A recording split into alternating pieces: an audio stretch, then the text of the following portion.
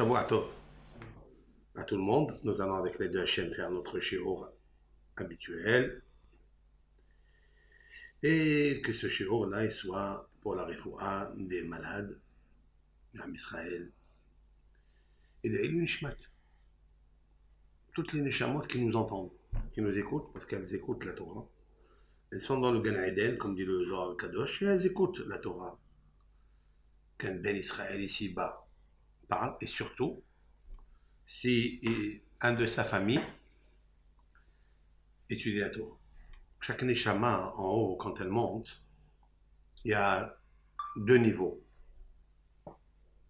Il y a le premier niveau de la Neshama qui s'appelle le Ruach.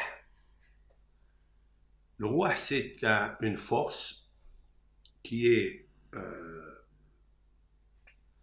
la force qui connecte la Neshama et le Nefesh. Le Nefesh se trouve ici en bas, dans le corps du Niftar. Elle reste avec lui. Donc, ça veut dire quoi qu'elle reste avec lui? Il y a un liquide dans les os que la Kadosh Baruch Hu a créé. Dans ces os, il y a une intelligence, une puce intelligente qui s'appelle en hébreu Havla Degarme. Havla Degarme, ça veut dire le souffle, c'est un souffle, c'est un esprit intelligent qui comprend. C'est pour ça qu'on peut s'approcher d'eux et faire des brachot, leur demander aux tzadikim d'intercéder pour eux, demander à des parents qui ont quitté de prier pour un frère ou une sœur qui ne sont pas dans le droit chemin ou qui sont malades. Tout ça, on peut le faire. Al-Kadosh Baruch Hu a doté l'homme d'un pouvoir extraordinaire, c'est la parole. L'arme. Comme il a dit à Yaakov Avinu dans la paracha de la dernière, Vayhi, il dit à Yosef, Ki bekashti ubharbi avarti et yadan azir. Car avec mon épée, mon glaive et mon arc, j'ai traversé ce Jourdain. Nos sages de demander est-ce que Yaakov Avinu il a une épée, il a un arc. Alors ils expliquent que l'épée et l'arc se trouvent ici, dans la bouche. La prière et la bakasha. On a besoin de tfilut.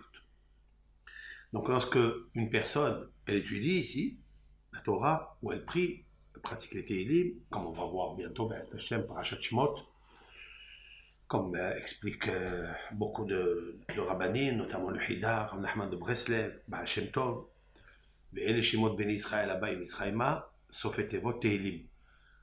Et voici les noms des Ben Israël qui sont venus en Égypte, en exil, puisque c'est le début du Hosher, de l'exil. La Torah, par code prophétique, elle te poste, pour ceux qui ont des yeux comme le Baal Shem Tov, et comme le Rav Nachman de Breslev, comme Maran Hida, et d'autres kabbalistes, voient immédiatement le code du mot Tehillim. Tehillim, ça veut dire Tehillah, ça veut dire louange. L'Éternel, il attend de nous des louanges. Et donc, quand on étudie Tehillim ou quand on étudie la Torah, c'est encore plus grand. L'étude de la Torah qui est faite avec pureté et exclusivement réservée à l'étude, on sait très bien qu'elle apporte un bonheur dans tous les mondes.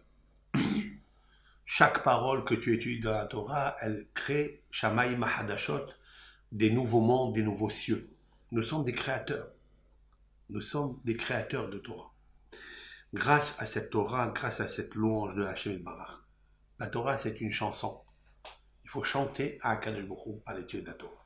Et il y a bien sûr de la compréhension, il y a de la poésie, il y a de la médecine, il y a beaucoup de sciences, d'intelligence dans la Torah. Il faut l'étudier et la comprendre. Et à Kulana, surtout et de partout, au-dessus de tout, quoi. Prier à Kadosh Baruch Hu de comprendre ce que tu dis. Une fois que tu as compris, et au moment où tu lis, tu es conscient, et tu es éveillé et averti, que ce que tu es en train de faire maintenant, tu es en train de créer Shamayim Mahadashot, des nouveaux mondes, des nouveaux cieux. Ce sont des influences qui se déversent dans les mondes invisibles qu'on ne connaît pas. Regardez dans le Sefer Nefesh HaHayim de Rabbi Hamev Volozhin, l'élève intime du Gaon de Vilna, il a écrit un livre Nefesh HaHayim, c'est-à-dire l'âme de la vie, Là-bas, il explique la puissance de la parole de la Torah et la puissance de la parole tout court pour prier, etc. Ce qui est bien sûr le contraire aussi, l'inverse, c'est quand on parle à Shonara, alors on saccage les mondes qu'on a pu construire, etc. Maintenant, parmi toute la avodat Hashem qu'on doit avoir, c'est la prière, de prier, de ne pas juger autrui avec malveillance.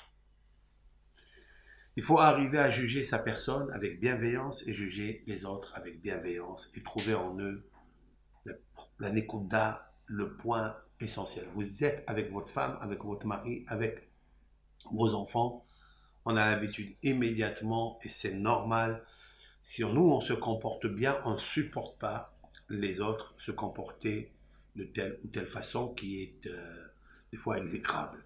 Et la justice qui est en nous, la vérité qui est en nous, le dévoilement du nom de Hachem ne nous laisse pas rester indifférents. Donc on s'insurge et on dit des fois des mots, on arrive au karas, on arrive à la colère, etc. Je voudrais, avec toi Yann, aujourd'hui, essayer, comme plusieurs personnes m'ont demandé, Rav, essayer de nous faire un peu de cours sur les côtés Moharan de notre maître Rabbi Nachman Ben Feg de Breslev. J'ai dit, moi je me rappelle Beroslev. Alors je peux faire, il n'y a pas de problème. Je peux brosser quelques petits cours pour nous, d'abord pour nous deux, et pour notre Kehila, et tous ceux qui nous écoutent. Je voudrais aller dans les côtés Moharan, dans la Torah Resh Pe Bet, avec vous aujourd'hui. Da. Je vais traduire les mots qu'il dit parce que Rav Nachman a écrit quelques Torah, quelques discours de Torah parce que il pouvait pas écrire parce qu'au moment où il écrit, il y a son faisceau lumineux nucléaire qui fusait dans tous les sens de Hiddouché Torah qui s'interchange à quelques fractions de seconde, lumière. Donc il ne pouvait pas écrire quelque chose. Il avait son disciple Rabbi Nathan, où il y avait déjà la Hiloula la semaine dernière, de ce grand maître Rabbi Nathan. Moi j'ai toujours comparé Rav Nachman de Breslev avec Rabbi Nathan comme le Harizal avec Rabbi Chaim Vital. C'est les mêmes. C'est peut-être un Nitzutz Hauser, c'est un retour entre deux Neshamot extraordinaires. Et en fait, à l'époque, peut-être dans une première vie, ils ont écrit des choses très concentrées, condensées, très puissantes, très cachées, qu'il nous faut déchiffrer. Et encore, elles sont Baruch Hashem, elles sont libres, on peut encore comprendre. Mais pour la génération que nous sommes aujourd'hui, ça fait une cinquantaine d'années où le monde est en train de revenir à la Torah, Baruch Hashem, grâce au mouvement Lubavitch aussi, c'est un mouvement extraordinaire que le Rabbi a fondé avec des talmidim dans le monde entier qui font un paolot extraordinaire de Hesed et qui enseignent et qui adorent le Ham Israël, qui font beaucoup de mitzvot sociales, etc. Et de l'autre côté, nous avons le Rav Nachman de Breslev qui descend des Baal Shem Tov, qui descend des grands maîtres de Hassidut. Mais il nous a laissé des Torotes magnifiques, extraordinaires. Il faut les comprendre. Il n'y a pas une page où il n'y a pas 50 références du Talmud, du Zohar. C'est exceptionnel, c'est très concentré. Mais, certains endroits, il nous a écrit des Torotes, il nous a écrit des sciences qu'on a besoin. On a besoin pour tous les jours. Et ce qu'on a besoin pour les jours, c'est de regarder l'autre avec bienveillance. Et ça, c'est très difficile. C'est pourquoi la mahloket. Je vais traduire la Torah Resh Pebet, c'est-à-dire 282, avec l'aide de Hachem aujourd'hui. Et bien sûr, je vais essayer de prendre cette Torah, parce que qu'est-ce qu'un artiste? Un artiste, c'est qu'il prend du yesh, c'est-à-dire ce qui est concret, ce qui est déjà écrit, et essayer de dévoiler d'autres sujets qui sont un petit peu éteints ou qui ne sont pas tellement explicités, et apporter des traçabilités de la paracha de Shemot et de Vayehi, avec l'aide de Hachem. Da, sache, qui sarich ladoun et kol adam le kav zechut. Il faut que tu saches, mon fils, il dit le Rav, qu'il faut juger kol adam, tout homme, les kav zechut.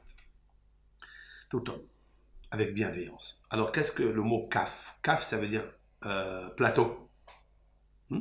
Plateau. Si on parle de plateau, kaf, c'est aussi la paume de la main. Mais la paume de la main, vous avez vu les deux plateaux de main, ici, c'est comme les plateaux de balance. Voilà. Alors, il y a le pour, il y a le contre. Il y a le racha à gauche, il y a le tzaddik à droite. Il y a l'œil droit qui est hesed, il y a l'œil gauche qui est gevura. Avraham, c'est ici. Avraham, c'est hesed, c'est l'œil droit. Et l'œil gauche, c'est Yitzhak. Je m'explique. Le Rav, il n'a pas dit ça. Mais pour comprendre ce qu'il dit le Rav, il faut essayer de partir un petit peu, ramener d'autres mefarshim, notamment le frère de Rabbi Yehuda Loy, ou Levi, c'est-à-dire le Maharal de Prague. Il avait un frère qui s'appelle Haïm, et lui, il a expliqué en nom d'un Zohar, je n'ai pas trouvé encore ce Zohar, mais il doit exister, que l'œil droit, c'est l'œil de bienveillance. C'est l'œil d'Avraham Avinu, et l'œil gauche que nous avons, c'est l'œil de justice. C'est celui d'Yitzhak Avinu.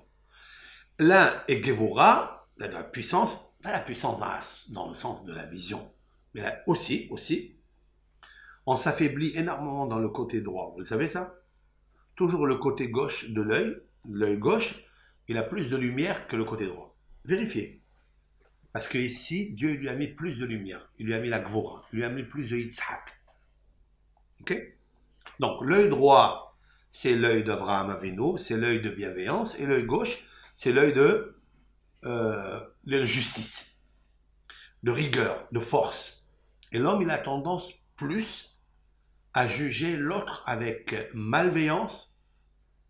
Hochet d'auto, il le soupçonne, il le discrimine, l'œil gauche. Pourquoi? Parce qu'il pense qu'il tient la justice. Alors, le tiroutz, il est magnifique. C'est pour ça que les kabbalistes disent que celui-ci, il s'appelle Yitzhak. C'est quoi Yitzhak? C'est le rire. C'est la simha. Ça veut dire que même l'œil gauche, qui normalement doit être justice et regarder l'autre avec pointillé, avec minutieux, en soulignant tous les détails négatifs qu'il a, il faut que tu mettes de la joie, que tu mettes le yitzhak, le sehak, le rire, pétri dans ce que tu es en train de juger l'autre. D'accord? C'est un peu kabbalistique, mais c'est vrai. Donc, mais l'œil droit, il est toujours bienveillant pour soi et rigueur pour les autres. Tandis que la Torah te demande que même l'œil droit, c'est normal que tu dois, puisqu'il est relié avec la main droite, et la main droite c'est Avraham Avinu, c'est le Hesed, il est relié avec le pied droit qui est le Netzach, c'est-à-dire il y a Moshe Rabbeinu.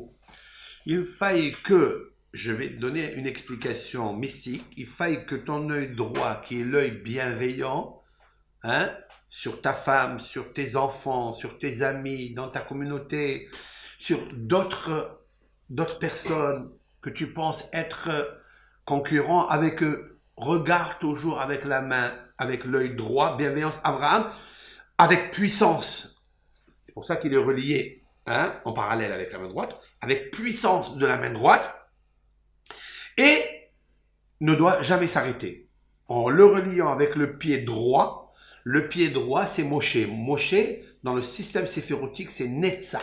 Netzach, c'est la victoire, ou Netzach, c'est Nitzhiyut, c'est l'éternité. Vous imaginez qu'est-ce que Dieu il nous demande? En fait, Dieu, il a préparé en nous une structure, avec une feuille de route, que ton œil droit, qui est l'œil de bienveillance, avec la main puissante, qui est la main de la générosité, avec le pied droit de Moshe Rabbeinu, à savoir la Nitzhiyut, c'est de pérenniser tout le temps la bienveillance et le Hesed avec la main droite et le pied droit. Oui. C'est l'humilité aussi qui nous permet de juger la bienveillance. Alors, oui. L'humilité de Moshe Rabbeinu aussi. Tout ça, on va coller Avraham ici et Moshe. Avraham, c'est l'œil droit. La main droite de Avraham, c'est la main droite. Et le pied droit, c'est Moshe Rabbeinu. En fait, en d'autres mots, et dans un système plus acrostique, c'est que le Aleph de Avraham et le Mem de Moshe, ça fait M. C'est quoi M? La maman. C'est quoi la maman? Emouna.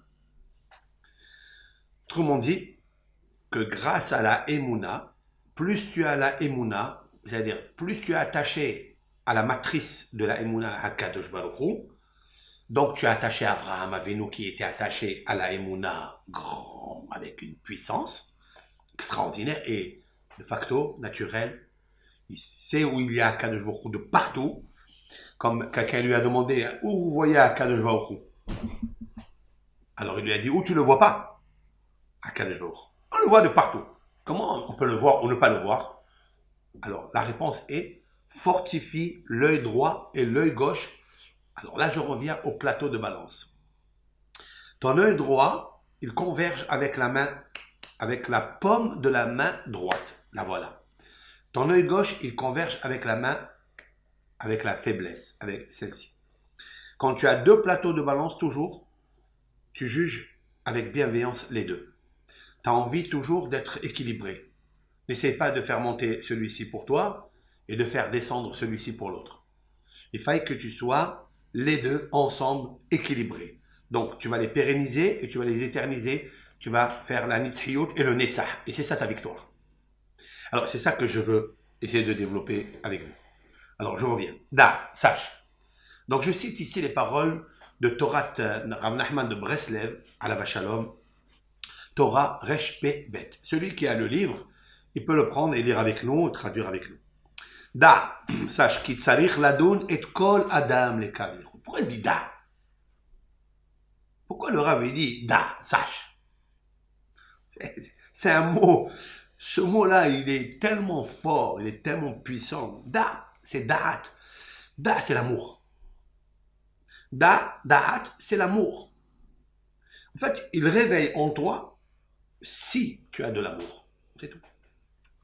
Après ça, tu prends cet amour, la donne et kol adam le kavzirot. Va afilu mishéu racha gamour. Même celui qui est entièrement racha. Ça, tu ne le sais pas, toi. Comment il peut dire l'autre, même celui qui est racha? D'où il le sait? Ça veut dire, bien sûr que tu ne le sais pas. Et l'autre, des fois, l'autre que tu juges qu'il est moins que toi, qu'il est rachat, il est plus beau, et j'allais dire plus rouge devant Hachem. Son sang à lui, il est plus rouge, il est plus propre, rouge. Il n'est pas pétri d'autre chose. Je cite ce terme de la Gemara. La Gemara, elle dit, si on t'oblige, il y a une halakha. Si on oblige un juif à tuer un autre juif, on l'oblige, sinon on le tue. Qu'est-ce qu'il doit faire? Il doit se laisser tuer. Il ne le touche pas. La Gemara, elle dit, Man hazid dedamak sumak tfe. J'explique en français. Qui te dit que ton sang, à toi, devant l'Éternel, il est plus rouge que lui? Cette halakha-là, cette halakha, elle est dite même pour Moshe Rabbeinu. Et pourtant, pour nous, nous avons une application, déjà conçue, que quoi? Que Moshe Rabbeinu, c'est le tzaddik ador, tzaddik. C'est vrai. Ok. Mais vis-à-vis de Aklouchou maintenant, si on demande à Moshe Rabbeinu, Dieu préserve, de préserver sa vie ou de tuer quelqu'un d'autre, il doit se laisser mourir. Parce que l'autre, il est peut-être propre et rouge devant Hachem. Mais non, la question elle est, si je sais que celui-ci, il est Mehal Shabbat, il est Mehal Shabbat, il fait n'importe quoi. Hein? Il ne suit pas, il est complètement déphasé. Qu'est-ce que je fais? Hein? Je ne fais pas quand même. Et pourquoi? Alors comment le Rabbi dit, même si quelqu'un il est rachat, tu dois le juger avec mais d'où tu sais qu'il est rachat? La réponse, elle est da. C'est toi, en fait, le problème. C'est pas lui, le problème. Parce que c'est toi qui as considéré que celui-ci est rachat. Alors, il dit, tsarich le hapes. Le Rav, il nous dit une feuille de route. Il faut, les hapes, il faut chercher, venimtso, et trouver, beau en lui, eze me'atov. C'est-à-dire un peu de bonne qualité. Shebe oto ame'at eno racha. Que dans ce petit, quelque chose, il n'est pas rachat. Ça veut dire, mais à l'aider, chez Motsebo Me'atov, Il dit le fait que tu trouves en lui un peu de bien, Vedan Oto le Kavzechut, et tu vas le juger avec bienveillance, avec ça, c'est puissance. C'est puissant. Moi, je pense que c'est une révélation. Le fait de le juger avec bienveillance, même si tu sais qu'il a 99%, de mauvais, tout il est noir, mais il y a une petite Nikoda blanche, il n'y a pas un homme sur la terre qui n'a pas fait quelque chose dans sa vie qui est bien. Tout le monde a fait quelque chose. Cherche-la, mais il faut que tu la trouves. Alors là, ce qu'il faut dire, c'est qu'il faut trouver la chose. Ça veut dire il faut que tu la distingues, tu la soulignes. C'est l'étincelle dans l'obscurité. Ah, voilà. Et cette Nikuda, il faut que tu la saches. Par exemple, c'est quelqu'un qui respecte ses parents, ou c'est quelqu'un qui ne se met pas en colère, ou c'est quelqu'un, par exemple, il se retient. Même s'il fait beaucoup d'avérotes, mais des fois, il se retient. Tu le sais qu'il se retient. Donc, s'il se retient, c'est qu'il a un peu de pahad de Hachem. Oui.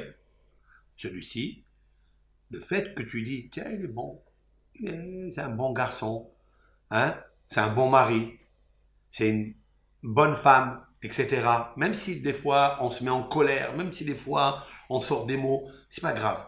Mais l'essentiel que tu vois en lui quelque chose, alors, avec ça, allier des é, ma'ale auto be'emet le kavzechut. Alors il le fait monter au kavzechut, et là, ça veut dire faire monter. Il fait monter où? Ça veut dire qu'en haut, dans le ciel, il y a, comme à Rosh Hashanah, le mois de balance, le mois de Tishré, il y a là-bas une balance avec des, comment on appelle ça, des plateaux et des poids. Et il y a ce qu'on appelle les kavzechut. Tu fais monter cet homme-là devant Hachem Yitbarach, les kavzechut. Et Hachem, il le regarde avec bienveillance. Pourquoi? Parce que jusqu'à maintenant, avant de le juger, mal ou bien, cet homme-là, il est discriminé, il est accusé toute la journée parce qu'il a fait des fautes. On sait que c'est un rachat, on sait. Mais tu ne peux pas le laisser comme ça. Et tu vas me dire, pourquoi pas? Laisse-le, c'est sa faute. C'est lui qui a fait les bêtises, ben, qu'il n'a qu'à mourir avec sa faute. Comme ça, on peut dire. Il y a un terme dans le Talmud d'ailleurs. Al-Ité ou la rachat biamout. Si quelqu'un veut un rachat, il sait que tel et tel plat est interdit, ou tel et tel aliment est tamé, etc. Et lui veut aller rentrer, tu lui dis une fois, tu lui dis deux fois, tu mets des écriteaux, ne rentre pas. Et s'il rentre et il mange, ben, tant pis pour lui. On peut dire ça. Il vient et te dit non. Il vient et te dit pas du tout. Et pour avoir ça, en fait, c'est l'amour. Ça veut dire, en fait, le but de tout, c'est da'at. Da'at, c'est hibour. Hibour, c'est M. M, c'est matrice. Matrice, c'est Hachem Yitbarach. Si tu as la Emouna en Hachem, donc je reviens toujours avec le Aleph de l'œil droit, avec le plateau de la main droite, qui est la bienveillance, et avec, ça c'est Abraham, les deux, avec le même de Moshe, ça fait M. M, c'est Emouna. C'est les deux premières lettres de Emouna. Et c'est ça en fait qui fait l'être. Et c'est ça qui donne, c'est de ces deux lettres, de ces deux membres, organes, l'œil, la main et le pied droit. Un s'appelle Netzach, un s'appelle victoire, un s'appelle pérennisation, et un s'appelle, la main droite s'appelle la bonté, la générosité. Il faut que tu saches que tu vas le juger avec bienveillance et tu vas le ramener à la Emouna. Quand il dit le Rav, allez dezema, allez auto behemet, les kavzechut, il le fait monter behemet. Pourquoi il a dit le mot behemet? Mais allez auto, les kavzechut. Pourquoi il a dit behemet? Parce qu'il a voulu dire que le mot émet, il est constitué. Qu'est-ce que c'est la vérité? Comment un homme il peut dire moi je tiens à la vérité? Donc tu tiens à la vérité. Mais il y a des milliards de facettes et de figures et de visages de mensonges. Et l'homme, il peut se mentir à chaque instant de sa vie. Il peut mentir et faire mentir aux autres. Malheureusement. Il peut se noyer dans le sheker toute la journée et il noie les autres et personne ne se rend compte. Quand il dit behemet, regardez comment est constitué le mot émet. Aleph, Mem, Tav. Aleph et Mem. C'est Abraham et Moshe. Regarde toujours la matrice première. C'est-à-dire l'œil droit, c'est l'œil de bienveillance de Akadosh Baruch Hu. Aine Adonai el tzadikim ve'el yire'av. Dieu, il regarde les tzadikim et ceux qui le craignent. Qu'est-ce qu'un tzadik? Qu'est-ce que c'est quelqu'un qui le craint? Quelqu'un qui le craint, c'est qu'il vit avec la émouna instamment. Qui parmi nous, parmi le peuple d'Israël, le patriarche Abraham Avinu, qui a vu avec bienveillance tout le monde, même Sédom. Même Sédom. Qu'est-ce que Sédom? Sédom va Amora, c'est la pire des pires des pires des pires. Dieu, il a détruit Sédom va Amora. Pourquoi? C'était des Réchaïm, des grands Réchaïm. Qu'est-ce qu'il manquait à ces gens-là? Hesed. Il manquait de juger l'autre avec bienveillance. C'est tout. Et quand même, Abraham Avinu, littéralement, entre guillemets, s'est disputé avec Dieu. Par l'amour de la créature. Quel tzaddik! Mais pourquoi? Parce qu'il est relié avec la Aleph et le même du Emet. C'est-à-dire, Aleph même, c'est M. M, c'est en fait la Emouna. Comme un bébé, un nourrisson qui allait des seins de sa maman, il est relié avec le lait, avec la méticoute, avec le bonheur, avec le émet, avec l'amour de sa maman qui veut lui donner plus que le bébé veut recevoir. C'est comme ça que Abraham Avinu et Moshe Rabbeinu étaient attachés à Baruch Hu. Puisqu'on parle de Emouna, c'est les deux patriarches qui sont reliés avec la Emouna. Et c'est marqué dans la Torah. C'est marqué, Amen. Abraham Avinu, il a eu confiance en Hachem, c'est-à-dire qu'il s'est attaché à Hachem complètement sans avoir des arrière-pensées, tout ce qu'il lui a dit, par tous les décrets qu'il lui a donnés. Et Moshe, l'homme de fidélité, l'homme Bechol Beti Ne'emanu. Dans toute ma maison, il est l'homme de confiance. Ça veut dire Ne'eman, ça veut dire Emouna. Vaïhi Yadav Emouna. Dans la Torah, ces deux êtres extraordinaires, on parle de Emouna. Qu'est-ce que ça veut dire? Ça veut dire, autant Abraham Avinu, et c'est ça, il a défié tous les idolâtres et même les impies qui se trouvaient dans sa génération. Il a essayé de chercher en eux, de les faire monter au Emet en les jugeant les Kavzichout. Peut-être il y a 50, 600 tzadikim, peut-être il y a 20, peut-être il y a 10. Et Dieu lui a dit, mon fils, il n'y a pas. C'est des Réchaïm, il faut renouveler, il faut éradiquer toute cette racine-là et renouveler l'arbre généalogique par Noah. Et c'est ce qu'il va faire après, etc. Mais, donc, quand le Rav, à la Vachalom, même qu'il n'a pas pensé à ça, vous savez, peut-être il n'a pas pensé à ce que je viens de dire maintenant. Peut-être le Rav n'a pas pensé.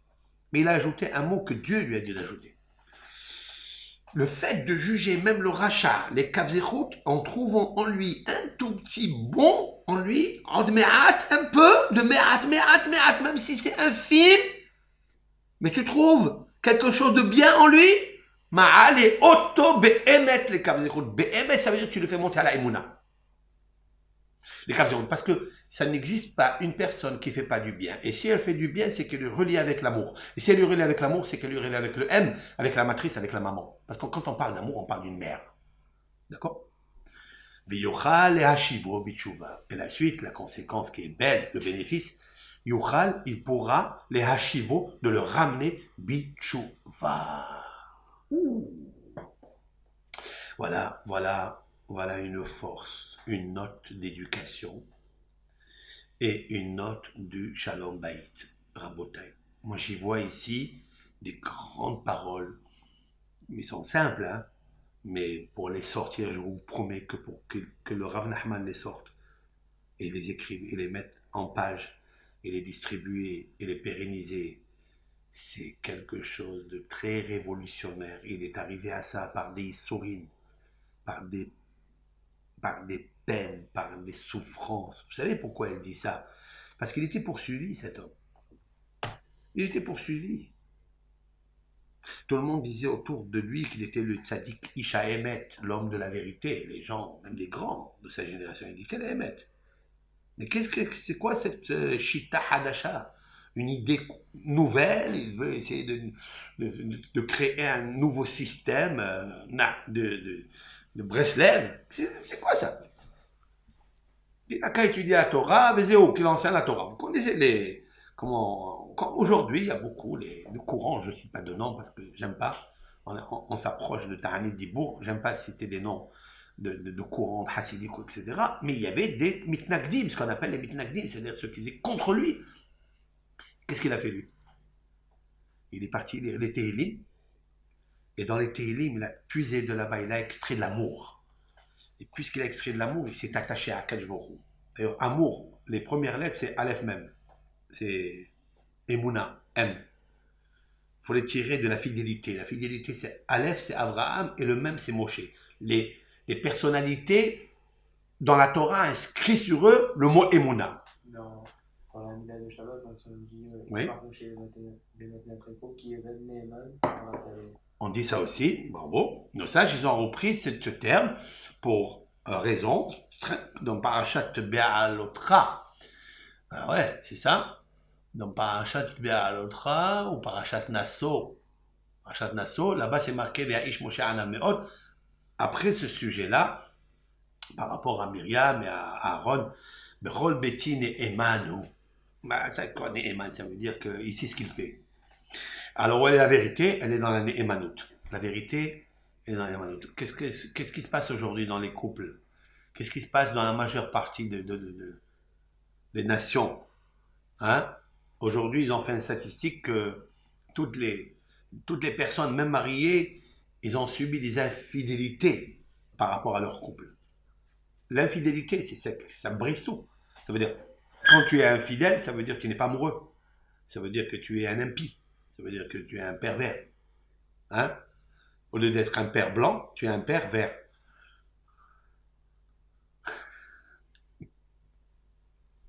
Ok? Si tu es un pervers, tu commets des impairs. Voilà la paire de conseils que le Rav nous donne. C'est d'être amoureux de la Emouna. Et amoureux de la Emouna, ça veut dire être fidèle.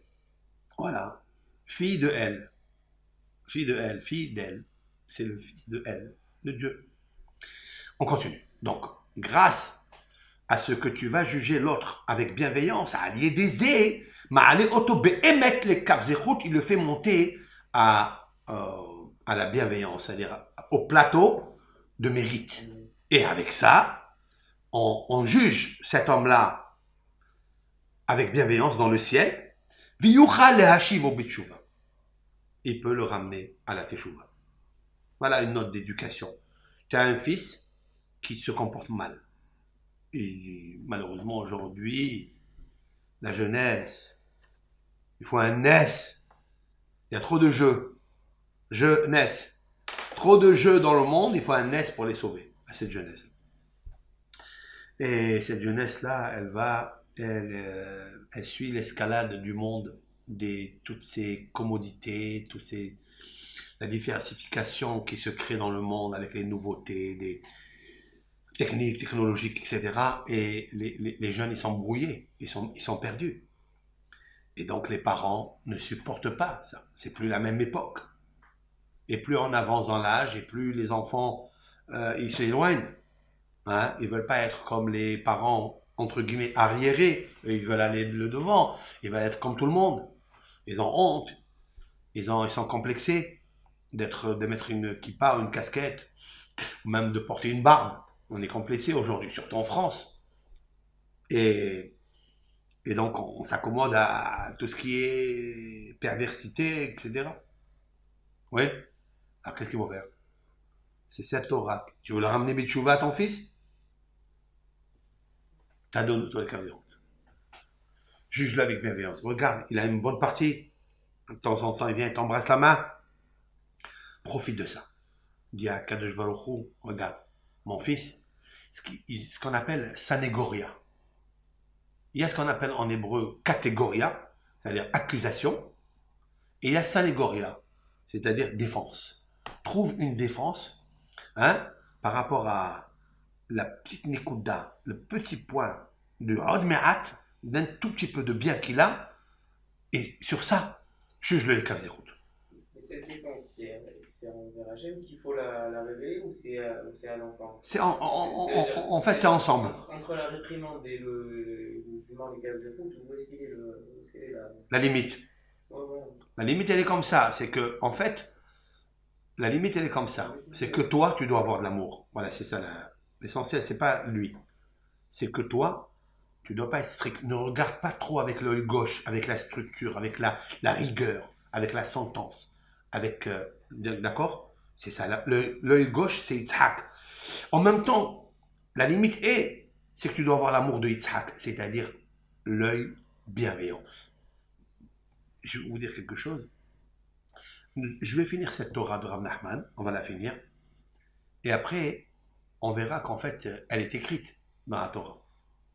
Elle est écrite chez Abraham Avinu, oui, comme je viens de le dire par rapport à Sédom. Elle est écrite par rapport à Yitzhak Avinu. Surtout ça, ça m'interpelle. Vayav Yitzhak et Esav ki tzaïd bifim. Si on ne voit pas cette Torah de Rav Nachman Resh Pebet dans ce pasouk-là, alors on n'a rien vu dans notre vie. C'est que Yitzhak, il sait que Esav il est rachat. Il sait que Esav il fait les 36 coups. Il sait que lui il ment. Ouais. Et quand même, qu'est-ce que la Torah elle dit? Et Yitzhak, c'est rigueur, attention, on ne s'amuse pas avec lui. Yitzhak, il est sous l'influence de la planète Mars. Et la planète Mars, c'est le rouge. Il aurait pu mettre Esav dans le rouge complètement, alors qu'il est né rouge. Rouge et rouge, ça fait une bombe atomique. Ouais. Mais qu'est-ce qui est marqué ici? Et Yitzhak, il a aimé Esav qui tzaïd befiv. On va le prendre avec le sens le plus simple que Rashi nous apporte. C'est quoi? Parce que son fils, il lui apporte du gibier à manger. Voilà la méthodologie que la Torah nous a dit. La Torah, Resh Pebet, ça veut dire, regarde en lui les kavzechut, même me'at, même un petit peu de kavzechut, avec ça tu vas le ramener à ton fils. Et Vanta, et c'est comme ça qu'il a entretenu Esav.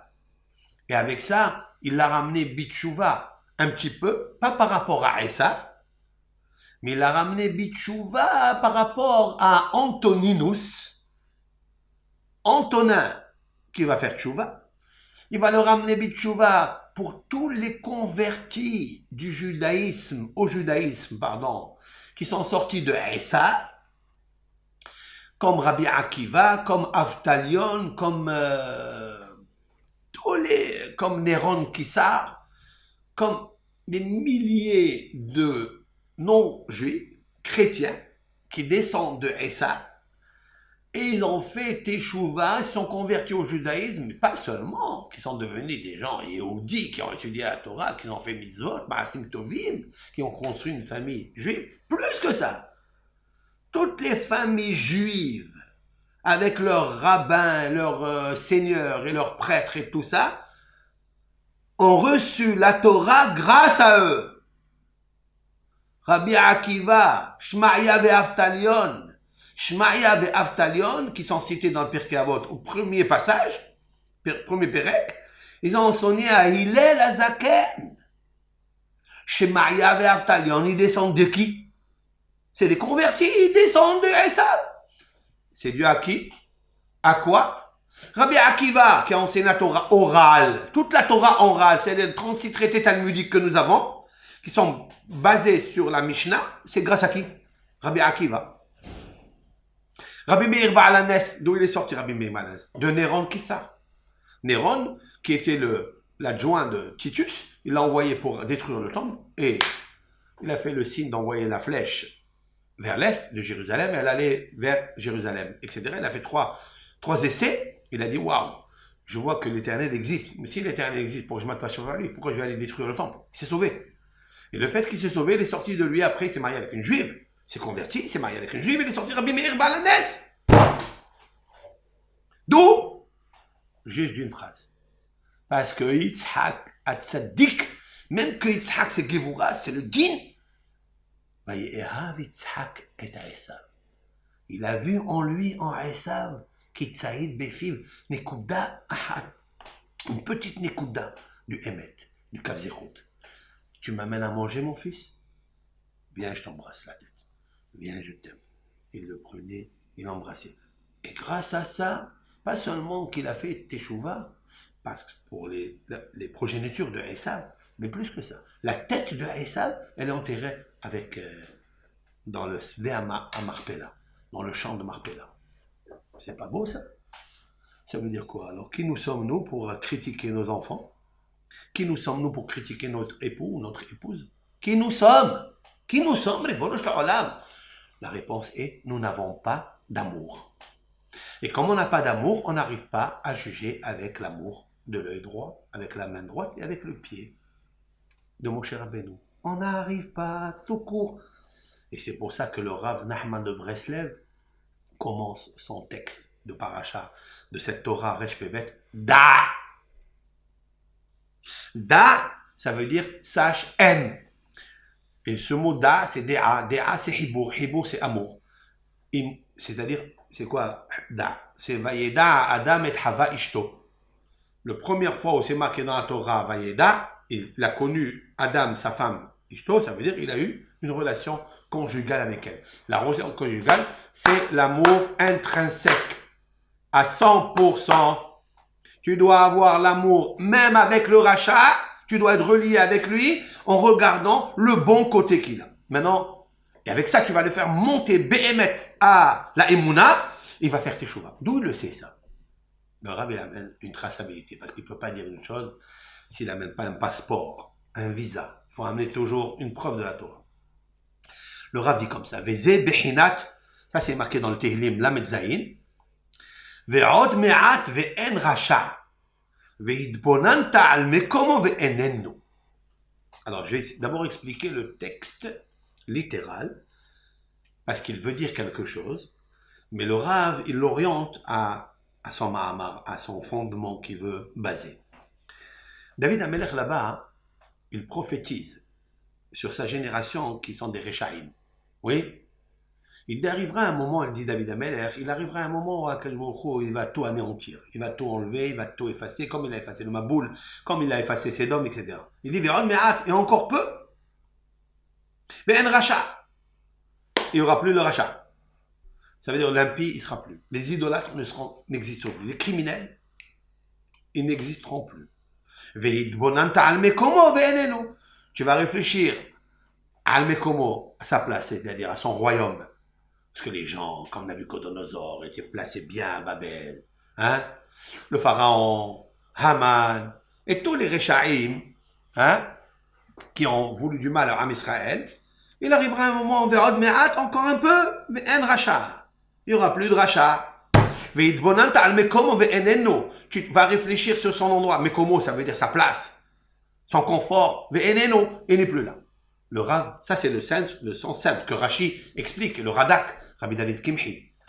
Mais le Rav, il veut orienter ça à son Mahamar. Il dit comme ça, Haïnou. Shehapasuk mazhir ladun et hakol le kavzirut. Il dit que ce verset-là, il veut aussi interpréter au deuxième degré qu'il nous faut juger toute personne les kavzirut. Ve'afalpi she'ataro e she'u rasha gamour. Même que tu vois qu'il est un vrai méchant. Afal piken, quand même, sarich ata lehapes, tu dois et tu es obligé de chercher ulvakesh, limtso, c'est-à-dire en fait tu dois activer la recherche pour trouver beau en lui me'at tov, chez Sham et Noracha, que là-bas il n'est pas rachat, hein, qu'il n'est pas rachat. Il lui dit comme ça, mais c'est où? Et c'est ça l'explication. Ve'od me'at ve'en racha. Shetzarich ata levakesh bo me'at tov sheyesh bo adain. Od me'at, ça veut dire il dit encore un peu là où il n'y a pas rachat. Là où il n'est pas rachat. Vous savez comment il a collé ça? Sur le deuxième degré. C'est pas la vraie explication. Mais elle est belle quand même pour nous. La résultante, c'est que pour nous, on doit se conduire comme ça. Tu dois voir dans le peu qui n'est pas rachat dedans. Chez Sham et no rachat.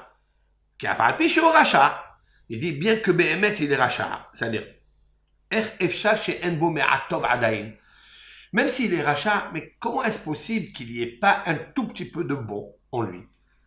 D'accord? Qui chez le mitzvah, car il est impossible qu'il n'a pas fait une mitzvah, au davar tov miyamav, une bonne chose dans sa vie. Et le fait que tu as trouvé un petit peu de bien en lui, là où il est paracha, et tu le juges avec bienveillance.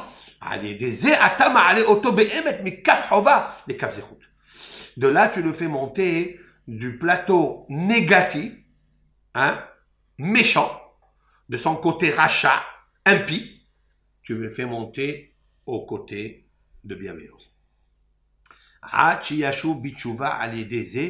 Jusqu'à ce qu'il fasse teshuva grâce à ça.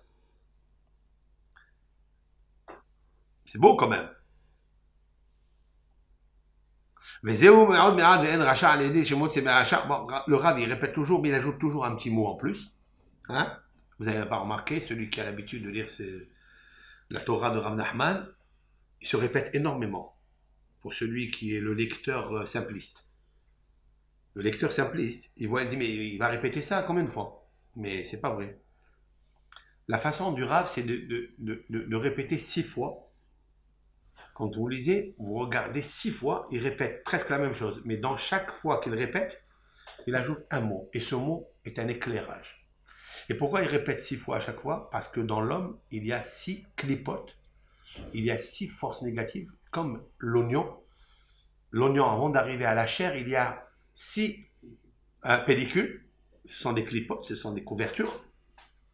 Et le Rav, il habitue ton mental, il formate ton mental, d'enlever la première couverture, la deuxième, la troisième, la quatrième.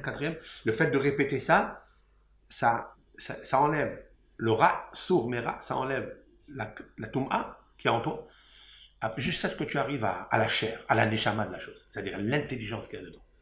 Et cette Torah-là, c'est sa Torah Aleph.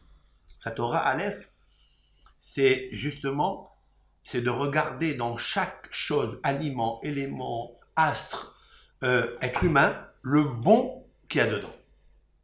Il appelle ça le sechel qu'il y a dedans. Le sechel, c'est-à-dire l'intelligence qu'il y a dedans. En fait, c'est relié ici. La Torah Aleph, il faut l'étudier avec la Torah Resh Pebet, toujours. Parce qu'elle est un éclairage l'un dans l'autre.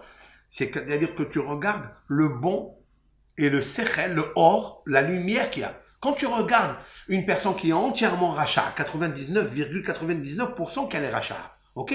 Mais tu regardes un bon, une petite lumière dedans, c'est-à-dire que tu regardes le sechel. Et s'il y a du sechel, du or, alors ce or-là, il peut le relier avec le or Elyon, qui est la Emouna. Et tu veux le ramener à Bitshuva. Pour ça, peut-être, je dirais peut-être, tout le fondement de la Hassidoute, c'est quoi?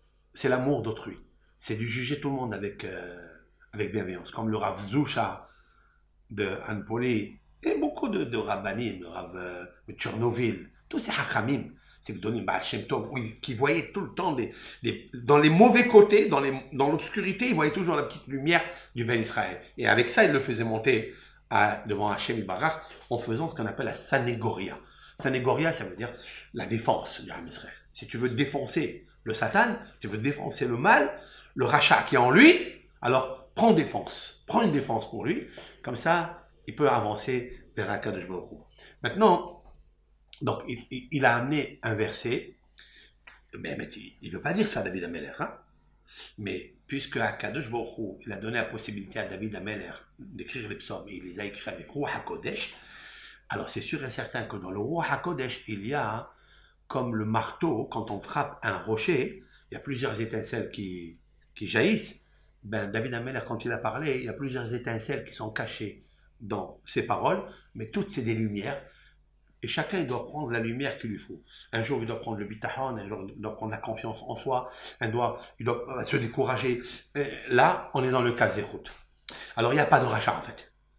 Ça n'existe pas un rachat juif quoi.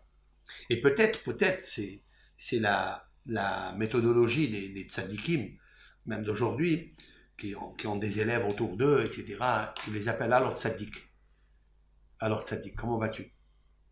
Un rav, un professeur, une maman, un père. Des fois, c'est difficile de dire à son fils sadique ou de dire tu es gentil, tout ça. Surtout si c'est après une colère, après quelque chose qui a dérangé. Hein? Il manque de l'amour. Il manque de l'équilibre en toi. En fait, c'est tout toi. C'est pas lui, c'est toi. En fait, le rachat que tu vois en ton fils, et c'est pour ça que tu le juges avec l'œil gauche, la rigueur, avec le Yitzhak. Tu ne vois pas avec Yitzhak, avec la gentillesse et l'amour et le sourire. Il faut que tu saches, en fait, le rachat, il est en toi. Tu comprends? Le fait que tu juges l'autre avec bienveillance, tu fais sortir le rachat de toi. Ça, moi, je l'ajoute, ça. Je fais un complément sur ce qu'il dit Rav Nachman de Breslev. Parce que si tu n'arrives pas à juger l'autre avec bienveillance, c'est qu'en fait, en toi, il y a le rachat. Si en toi, il y a le rachat, tu ne te supportes pas toi-même. Donc, tu n'as pas d'amour pour toi-même. Si tu n'as pas d'amour pour toi-même, comment tu vas la dégager pour les autres? Comment tu vas parfumer les autres?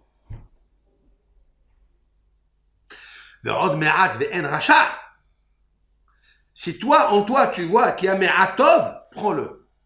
Alors, ve'en rachat. Alors, tu n'auras pas le rachat. Et si tu n'as pas le rachat, tu ne sortiras pas des verdicts rachat. C'est un travail. On continue. Donc, de là, tu le fais monter, tu le fais faire tchouva. Jusqu'à ce qu'il fasse ses chouva. D'accord? La suite, il dit, le fait que tu vois en lui un peu de bien, donc il n'est pas rachat, alors vehit bonantabo, almekomo, tu vas réfléchir, almekomo, c'est-à-dire sa place, ve'enenu, c'est quoi ve'enenu? Aenu, ça veut dire que chez Tidbonen, vetistakel almekomo madredakato, lorsque tu réfléchis, tu exploites, mais comment sa place et son niveau, là il a ajouté un mot, le niveau de l'homme, sa situation et son niveau, tu vois immédiatement qu'il n'a plus la première place qu'il a occupée.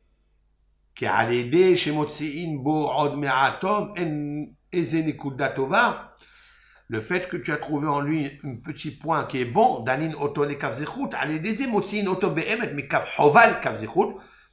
veut dire quoi? Je vais expliquer ce qu'il dit, en bref.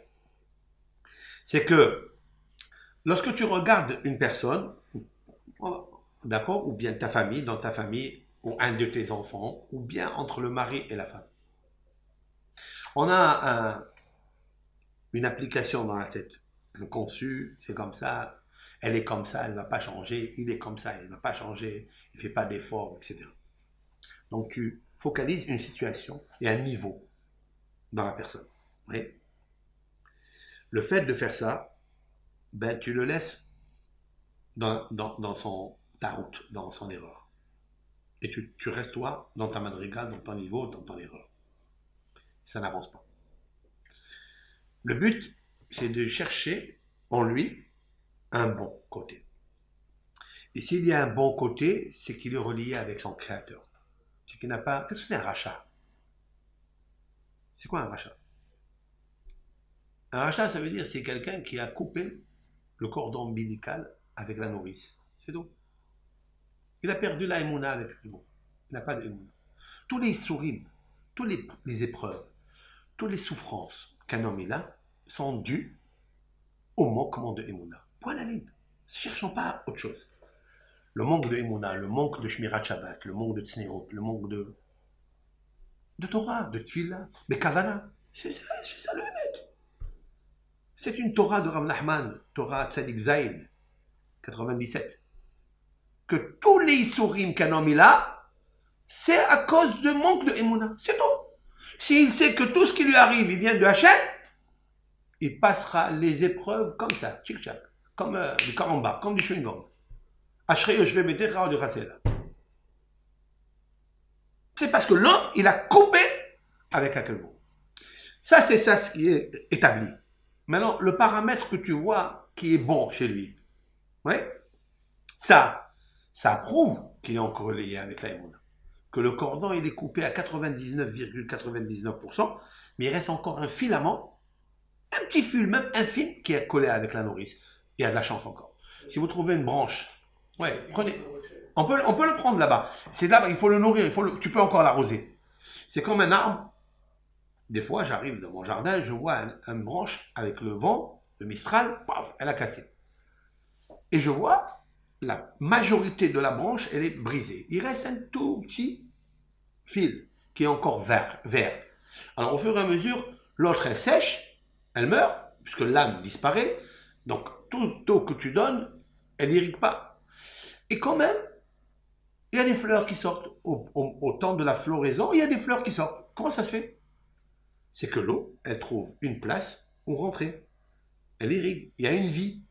Il y a encore quelque chose. Et pourtant, la majorité de la branche, elle est cassée, elle est brisée. Pourquoi? Parce qu'il y a encore un fil qui est relié avec la racine. Lorsque tu regardes un Ben Israël, tu regardes ton fils ou ta fille, même que des fois leur comportement est exécrable et ignoble. Mais s'il y a encore, et alors qu'est-ce qu'on voit immédiatement? La justice. L'œil gauche. Non, c'est là où il faut Yitzhak. C'est là où Yitzhak, c'est le fils d'Abraham, et Yitzhak, même qu'il est rigueur, mais il doit puiser l'amour d'Abraham. C'est-à-dire que l'œil gauche doit puiser de l'œil droit. C'est-à-dire que la main gauche qui est la faiblesse doit puiser de la noblesse, la main droite. C'est-à-dire que le pied gauche qui est Aaron Hod doit trouver toujours le shalom et être alimenté par Yitzhak. Aaron, c'est le pied gauche, Hod. Il doit prendre toujours, Yitzhak, ici, il doit prendre toujours du pied gauche, c'est-à-dire Hod. C'est la paix, c'est Aaron à Cohen. Qu'est-ce qu'il faisait Aaron à Cohen? En fait, ce qu'il dit, c'est Aaron à Cohen, quoi. Aaron à Cohen, quand il y avait deux protagonistes qui se disputaient, qui ça fait des années qu'ils ne parlent pas, il allait voir l'un, il lui dit, écoute, tu sais qui je suis? Il lui dit, Aaron, à Tzadik. Il lui dit, viens, Tzadik, viens, je t'embrasse. Il l'embrasse, etc. Il parle avec lui, il dit, tu sais, l'autre, comment il t'aime. Il réveille en lui la petite Nikouda qu'il voit en lui. C'est-à-dire, il ne travaille pas la haine. Il n'essaye pas d'attaquer la haine. Il n'attaque pas la haine. Il n'attaque jamais le Yitzhara. Il est plus fort que toi. Il attaque le côté sensible de la Emouna, le côté sensible de l'amour, le Da'at. Et là-bas, il le branche, il l'arrose. Comment il l'arrose? Tu es tzaddik, tu es le fils d'Abraham, tu es Baruch Hashem. Moi, je connais tes parents, ils étaient comme ça, ils avaient une synagogue, ils faisaient de la tzedaka, tous les pauvres venaient manger tous les vendredis chez eux. C'est alimenter la branche qui est encore éclairée par un peu de Emouna, par un peu de Me'at, un peu de bombe, juste un peu, il ne faut pas beaucoup, un peu. Et là-bas, tu le finances, là-bas, tu injectes. Tu fais des piqûres de Emouna. Comment on fait des piqûres de Emouna? Shalom. Avec ça, tu le fais monter. Lui-même, il se dit, tiens, Aaron, il me parle comme ça. Il va aller s'introspecter. Est-ce que vraiment il a... Parce que quel est le découragement qui se fait? Pourquoi il se fait ce découragement? Et la scission entre deux personnes qui ne se parlent plus jamais. Pourquoi? Qu'est-ce qu'il y a eu? C'est que personne n'a réussi à réveiller en lui la petite Nekouda de Rodmerat. Mais un rachat. C'est-à-dire qu'il reste toujours rachat, et le Rodmerat, on ne le met pas en opérationnel. Voilà, donc ça c'est concernant l'autre. Ça c'est la Torah petit a de Rav Nachman, Resh Pebet, 282. La première partie de regarder toujours le bon côté. Quand on se dispute avec une personne, justement, vient de nous parler, on a souvent cet acte de la personnalité qui fait écraser tout ce qu'elle a pu faire avant. Voilà. Et justement, pour arrêter ça, il faut toujours se rappeler des bonnes choses qu'elle a fait. Rappeler des bonnes choses. Pour enlever justement cet écran. Pour enlever cet écran. Et moi je pense, avant de continuer, ce qu'il dit Rav Nachman, je voudrais ajouter avec l'aide de Hachem quelque chose. Un jour j'ai vu dans le Hida, c'est très bien de l'avoir comme ça, de savoir ça, chers frères et sœurs. Dans le Hida, c'est marqué que si quelqu'un est angoissé, quelqu'un est perturbé, ça arrive tous les jours. Ça nous arrive. On a des problèmes de jugement, on a des problèmes de parnassa, pas de zivour, pas de... Les enfants, ça va pas, ça travaille pas. Il faut se rappeler le visage de son père ou de sa mère.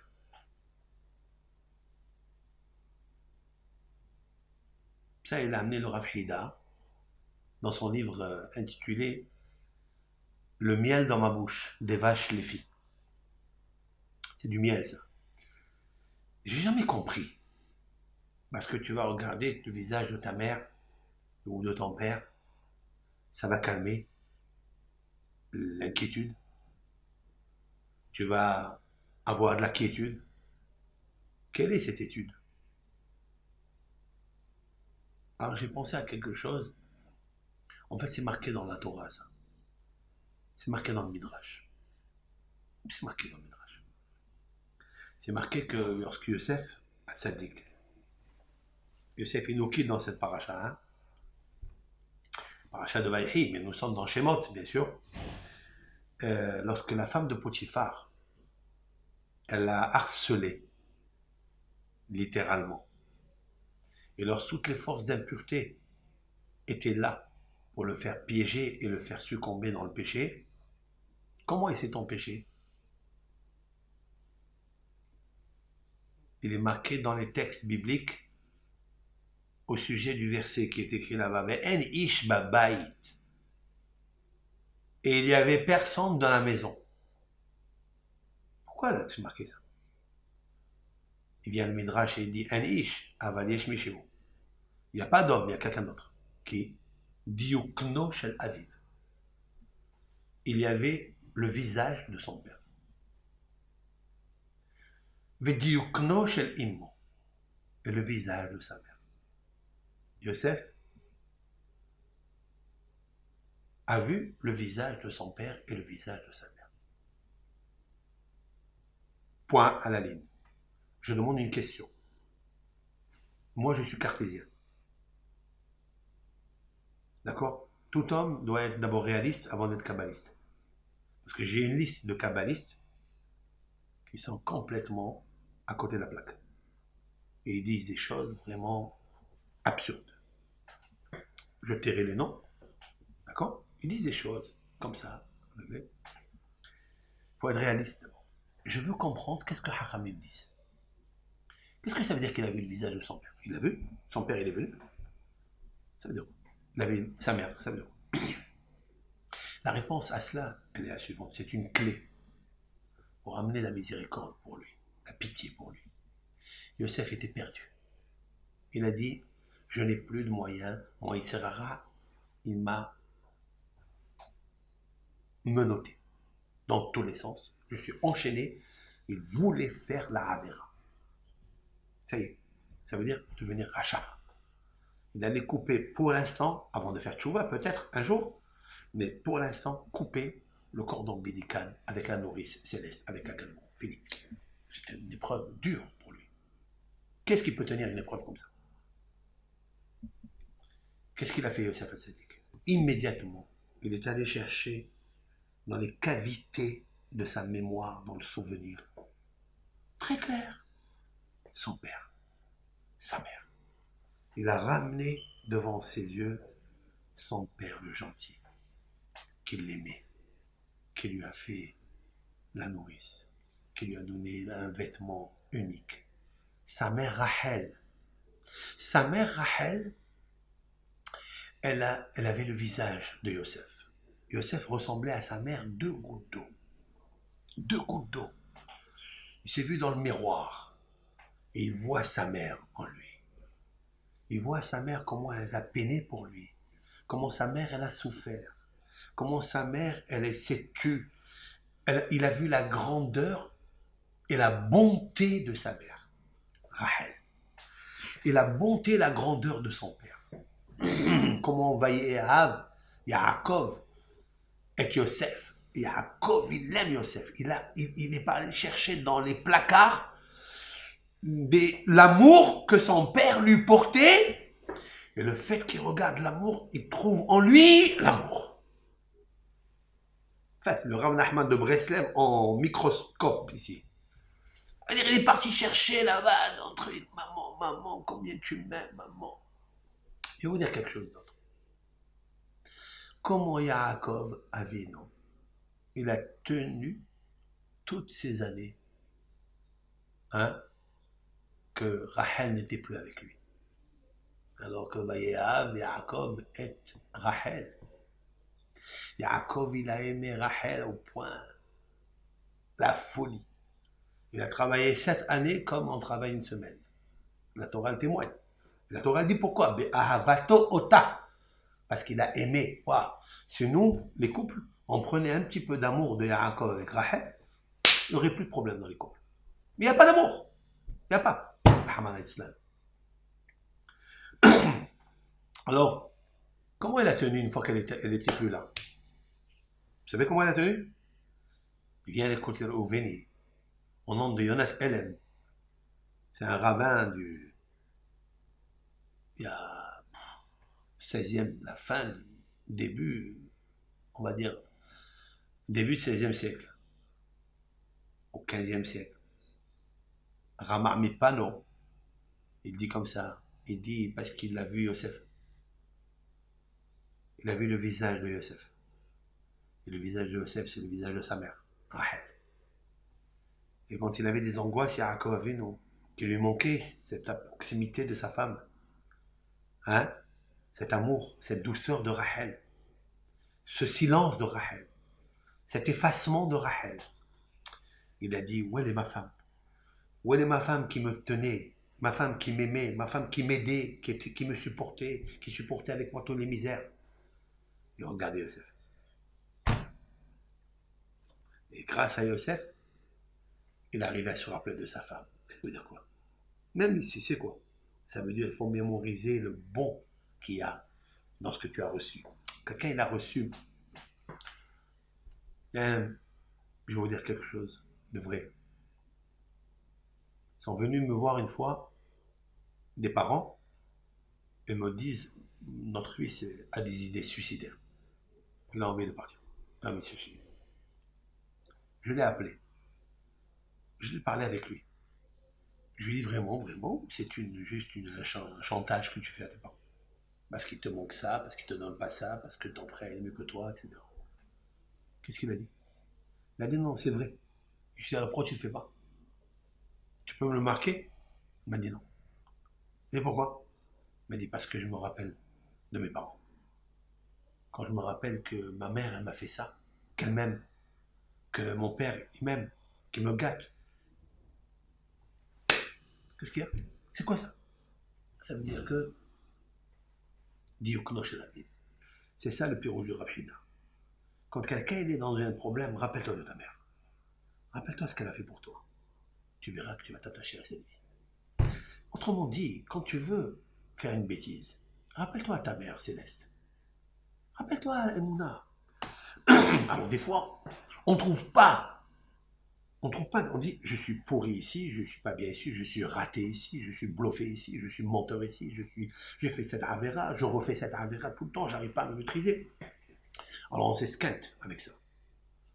Donc on perd le cordon ombilical de la nourrice. Maintenant le Rav Nachman, il dit, et c'est pour ça qu'il a superposé le premier texte avant le deuxième, parce que dans le deuxième il est encore plus fort, pour moi, hein, il est plus fort. Et intelligemment il a fait ça. On va le lire ensemble.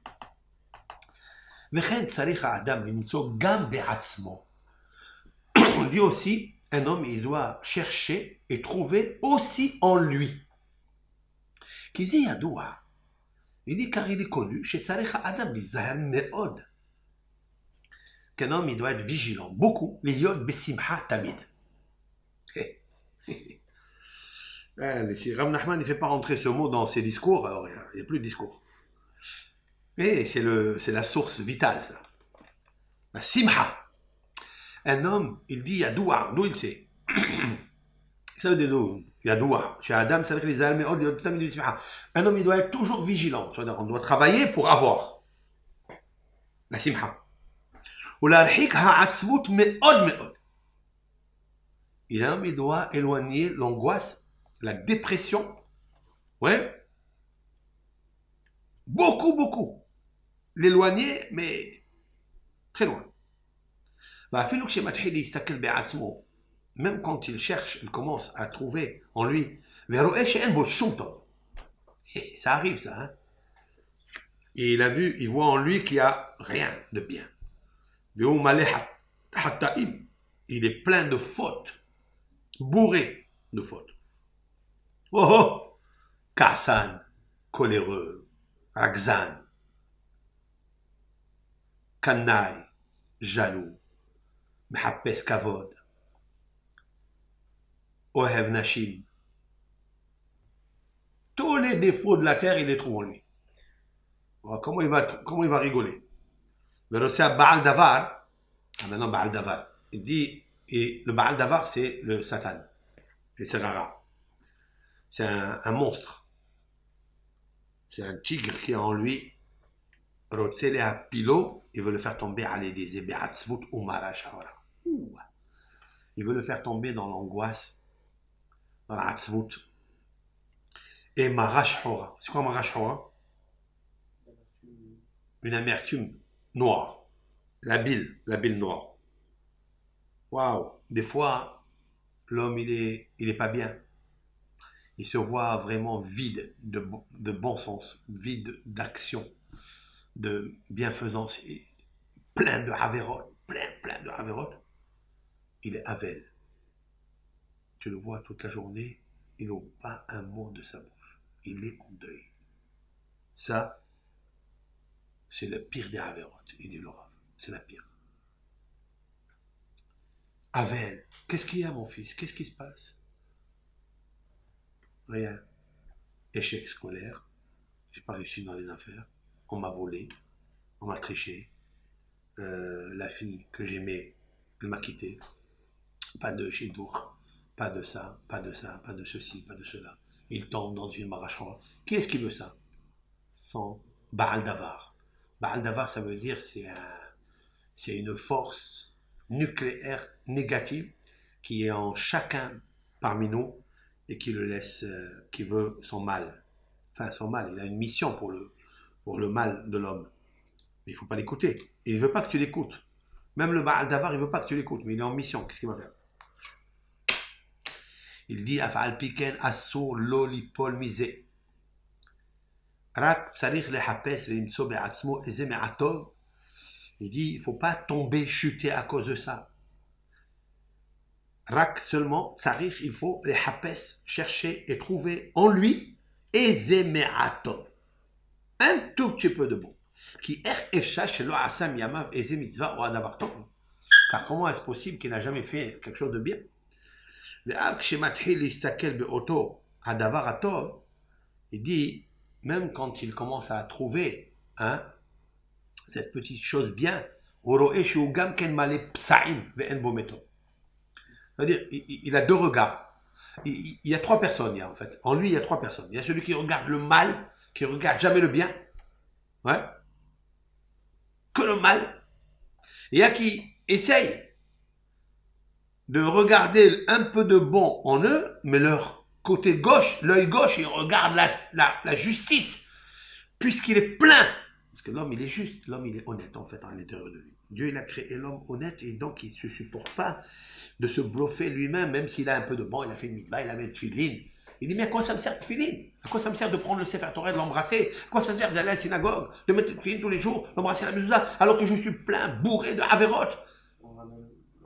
Le mal dans le bien. On regarde le mal dans le bien, donc il voit le mal dans le bien, donc il dit...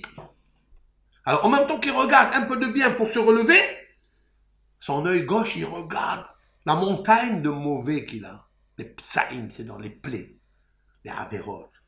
Il a fait tel avéra, il a fait tel avéra, il se rappelle. Son passé, il est chargé en lui. Et il le développe, parce que l'œil justice développe l'analyse. Qu'est-ce qu'il fait? היינו שאומרים שגם המצווה והדבר שבקדושה שזכה לעשות הוא גם כן מלא פניות, מחשבות זרות. Il dit, c'est extraordinaire, il dit je fais tel avéra, ça, il le sait ça. Il dit maintenant je vais faire la mitzvah, je vais faire la tefilin, c'est pas grave, je mets les tefilin parce que Hachem m'a demandé, je suis obligé de toute façon de le faire, j'ai pas le choix, l'Éternel m'a demandé, ok? Alors il dit oui mais tu sais pourquoi tu fais ça? Pendant ton intérêt. Ça veut dire que même dans la Kedusha, il lui trouve un écorchement, il lui trouve un touma. Qui a al-kopanim ersheu, al-kopanim haya ezeni kudatova be'amizva, ve'adavar toshe'asa. Il dit, c'est pas grave. Il dit, mais même que tu as cette analyse, mais tu as fait une mitzvah, il y a un peu de bon, maspik. Il dit, grâce à ça, kedele hayot et atzmo. Voilà le mot qu'il a ajouté ici, qu'il n'a pas ajouté là-bas. Parce qu'il faut donner un peu de vie à sa personne. ולבוא לידי שמחה. ועל ידי זה שמחפש ומוצא בעצמו עדיין מעטוב, il dit du fait qu'il trouve encore en lui un peu de bien, על ידי זה הוא יוצא באמת מכף חובה לכף זכות, ויכול לשוב בתשובה.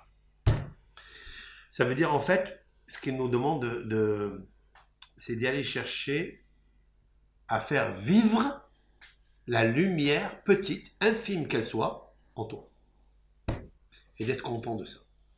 Tu n'es pas un milliardaire dans les mitzvot, tu es milliardaire dans les averot, mais on te demande encore que tu sortes du plateau négatif qui te condamne, tu es accusé dans le ciel, où tu te sens pas bien, tu as échoué, tu as des échecs, c'est pas grave. Là-bas, il y a une petite lueur d'espoir et vis avec ça. Prends-la, ravive-toi avec toi. Il dit ça va donner un peu de simha. Parce que le but, c'est de percer l'obscurité de l'angoisse, la hatzvout, avec un peu de lumière de simha. Et cette simha, tu l'as pas, puisque tes lèvres, ils sont fermées. Tu es comme un endeuillé, de préserve. Tu bouges pas, tu parles pas. Tu es fichu, j'ai perdu toutes mes forces. Allez, va chercher le Emet.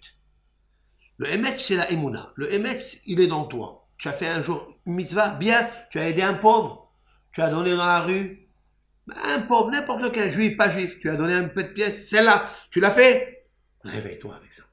Et tu bois.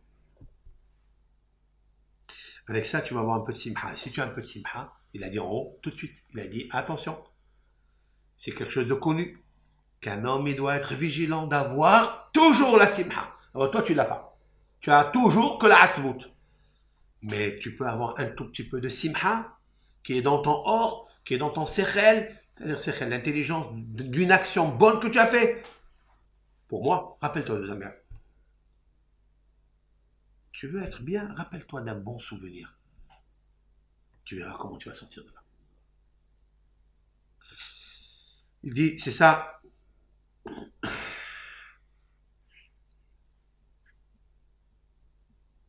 Alors, en fait, peut-être c'est relié l'un avec l'autre. Ça veut dire que si des fois, il y a des personnes qui ne réussissent pas à regarder le bien chez les autres, le petit bien pour le sortir et le juger avec bienveillance et le sortir de kaf zrout à kaf, de kaf hova à kaf zrout, hein, et lui permettre de faire teshuva, en fait, lui permettre de lui donner la simha à l'autre et de le faire monter par la simha, de le faire monter à Hachem, peut-être ça vient de toi. Parce que toi-même, tu as jugé ta personne entièrement mauvaise. Léo. Surtout qu'en faisant ça, on n'arrive jamais à la simcha. Parce que souvent, en jugeant les autres mal, nous-mêmes, en se jugeant nous-mêmes, on n'arrive jamais à la simcha. Parce qu'en jugeant les autres mal, nous, on se sent mal. Parce que c'est une personne qu'on aimait bien et tout, on s'est disputé, donc du coup, nous, on se retrouve dans une situation de mal-être. Et aussi, quand nous, on se juge négativement, automatiquement, encore, on va avoir cette sensation de mal-être. Donc, on n'arrive jamais à trouver. Exact, exact. Il dit, un homme, il doit faire réjouir. Il doit être content, d'accord, avec et réjouir son âme, avec un petit peu de bon qu'il trouve en lui. Tu as fait un jour une mitzvah dans ta vie. Une mitzvah. Rappelle-toi. Et avec ça, tu fais vivre ta neshama. Et après, tu vas trouver encore un peu plus de bien en toi. Il dit même que ce bon que tu as fait, ton œil te dit non, mais j'ai fait ça pour avoir du kavod, pour avoir des honneurs, pour qu'on me dise tu es bien, tu es un homme chic, un homme valeureux, etc. C'est pas grave. Ne fais pas attention à ces paroles-là. Ça, c'est le Baal Davar. En fait, si je veux conclure, ces deux paragraphes qu'on vient de lire maintenant, à savoir de regarder toujours le petit fil lumière créé par une action chez l'autre, une bonne action chez l'autre, même qu'il est rachat, ne regarde pas 99%, regarde. Hein? Créer en toi aussi cette simha, évacuer la atzvut qui vient à cause de ta perception, ton analyse et ton verdict sur toi-même que tu es un rachat. Regarde regarde en toi qu'il y a un petit peu de bon, mais un rachat, il n'y a plus de rachat en toi. Et ta situation, elle change. D'accord? Si je veux le prendre, ça, et le rentrer dans un discours de nos sages, très sages, ou dans les maximes de nos pères. Qu'est-ce qu'ils ont dit, nos sages, dans les maximes de nos pères? Benzoma Omer. Benzoma, contemporain de Rabbi Akiva. Il nous dit, Ezio Ashir, qu'est-ce qu'un riche? En quoi consiste un riche? Asameah behelko. Celui qui est content de sa part. Voilà ce que nous sages ont dit. C'est vrai? Alors, c'est quoi sa part? Alors, il y a qui disent sa part dans la Torah, il y a qui disent sa part dans les moyens, il y a qui disent la femme qu'on t'a donnée, les facultés intellectuelles qu'on t'a données, Helko, sa part. Mais avec ce qu'il dit Rav Nachman de Breslev, j'ai 3e degré, une autre vision des paroles de nos sages. Qu'est-ce qu'un vrai riche? Qu'est-ce qu'un homme qui peut devenir riche et avoir la simha pour toute sa vie? Comment on le voit? Asameah behelko. C'est celui qui est réjoui de son petit helek tov qu'il a. Tu as un grand rachat. Toi, tu le sais. Ne le dis pas, mais tu le sais, toi. Tu as fait des avérotes catastrophiques. Tu n'es pas Achir, tu es Se'ir. Se'ir, ça veut dire Esav. Tu es Esav, Ish Se'ir. Tu es un Se'ir, tu n'es pas un Achir. Anagramme. Voilà, tu fais tes avérotes, tu as fait ça et ça, ça te compte au bout du doigt, c'est une montagne, l'Himalaya de avérotes. Tu veux devenir Achir? Tu veux transformer Se'ir de Achir? Sameah behelko. Il dit une part en toi que tu as fait une mitzvah, tu as fait quelque chose dans ta vie qui est bien. Sois sameah de soi. Et samah nafsho bezeatov. Il doit dire, ah tiens, moi j'ai fait un truc bien. J'ai aidé maman, j'ai levé à maman, j'ai pas fait des bêtises. Hein? Voilà, je suis bien, j'ai fait quelque chose. C'est sameah behelko. Et avec ça, tu deviens agir. Point à la ligne. Maintenant, on continue. Il dit un homme, il doit chercher et réunir tous les points positifs qu'il a. Hein? C'est-à-dire, en fait, c'est une vision positive que tu dois avoir de toi-même.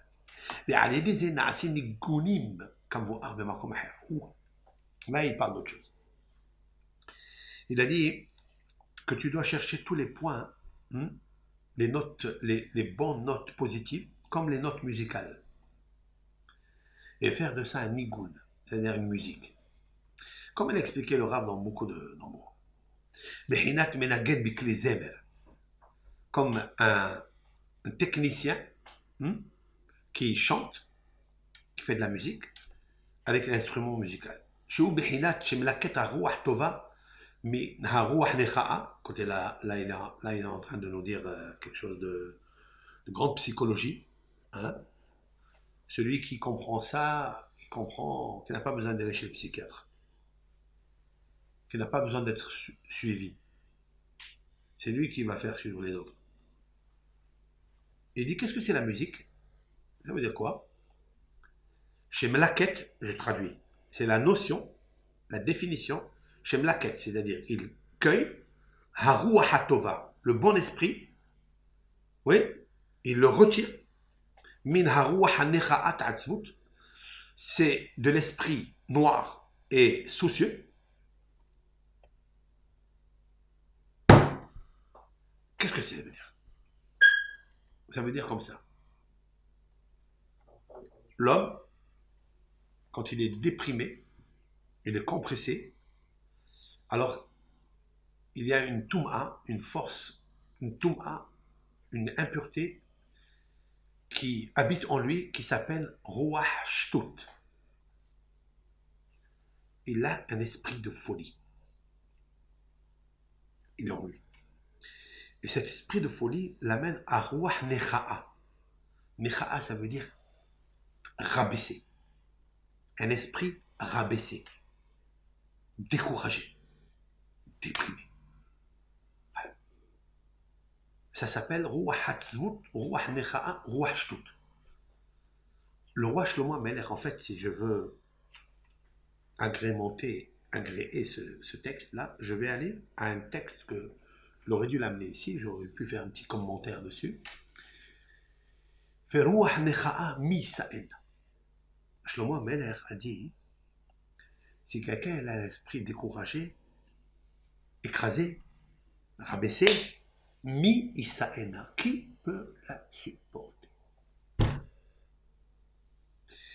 Et ça s'appelle en hébreu, dans la majeure partie des textes de l'Ecclésiaste et des proverbes du roi Salomon, ça s'appelle Ruach Ksil, l'esprit du sot. Le sot, c'est celui qui manque de Hitza, de conseil. Le sot, c'est celui qui laisse dans son seau, le tampon, dans son seau, dans son sac, la sottise. C'est quoi la sottise? C'est qu'il a fait sauter, sottise, il a fait sauter la joie qui est en lui. Le Ruach Rehava, Ruach Simha. Il a fait sauter de lui ça. Il est chargé d'un poids esprit, Ruach Necha'a, mi sa'ena. Qui peut supporter une chose pareille? Personne. Tu peux lui conseiller ce que tu veux, ça va pas. Qu'est-ce qu'il faut? Le Rav, il nous dit, comme un instru, quelqu'un qui est triste. À l'époque, les rois, aujourd'hui, même les gens notables, quand ils sont un petit peu tristes, ils amènent chez eux à la maison des musiciens. Ils aiment l'accordéon par exemple, la harpe. Chacun est attiré par un son musical, par un instrument musical. Il amène un professionnel de la musique. Il va faire des notes musicales, do, ré, mi, fa, sol, la, si, do. Il y en a 7 en fait qui tournent, mais il y a 9. Comme les 7 planètes, comme les 9 planètes, Pluton, etc. Mais en fait, c'est les séphirotes. C'est le système séphirotique. Donc, tu fais do, qu'est-ce que ça crée? Ça crée quoi? Un son. Mais pour que lui, il est loin de toi. Mais il a touché quelque chose, la corde musicale. Il a touché la fibre. Cette fibre-là, elle émerge. Elle fait sécréter un son. Ce son-là, il arrive vers toi. Pour qu'il arrive vers toi, c'est qu'il y a un souffle, c'est qu'il y a un vent. C'est un rouage. Oui. Ce vent-là, il vient chez toi. Il te rentre, il te pénètre dans les cordes musicales de ton cœur et de ton âme et te réveille quelque chose. Qu'est-ce qu'il fait? Il trie, mais la quête, c'est-à-dire il cueille le Ruach à Simha du Ruach à Atzvut Vanecha, c'est-à-dire de la tu es rabaissé, c'est pourquoi? Tu as perdu la Simha, c'est tout. Et comme tu as perdu la Simha, il faut que tu la retrouves. Comment tu vas la retrouver? En apportant en toi, en cueillant toutes les bonnes actions que tu as fait dans ta vie. C'est permis. Qu'est-ce que tu vas faire? Tu vas mourir. Tu vas tomber. Vous savez, cette idée-là, elle est magnifique, elle est magistrale. Ce qu'elle nous dit. Mais elle est déjà écrite loin, loin, loin, loin devant nous. Où elle est écrite? Elle est écrite dans le Midrash. Et c'est l'idée de Shlomo HaMelech alav hashalom. Shlomo HaMelech alav hashalom, quand Ashmedai l'a détrôné, destitué de son poste, et l'a jeté comme un clochard dans la rue. Vous savez ça? Shlomo HaMelech a été destitué de son trône pendant quelques années. Et Shlomo Amelech était comme un clochard, il leur dit à sa famille, à ses ministres, à ses gardes du corps, il leur dit, je suis Shlomo Amelech. Attends, clochard. Personne ne l'a cru. Akadosh Baruch Hu, il lui a enlevé la simha de Shlomo Amelech, il lui a enlevé la chokma, il lui a tout enlevé.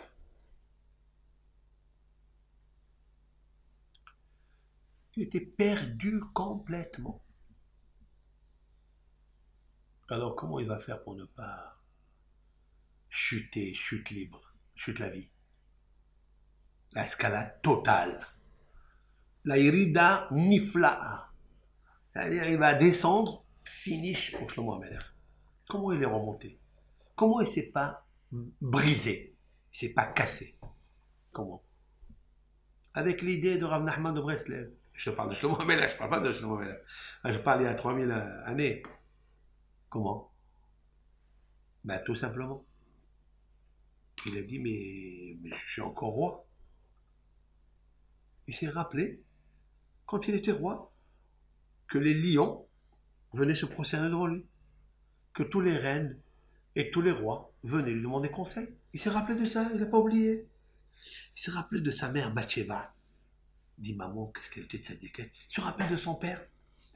Il allait dans la forêt, il prenait un bâton, c'est plus le sceptre du roi. Il a pris un bâton, il l'a rendu sceptre virtuel dans sa tête. Il a dit, tiens.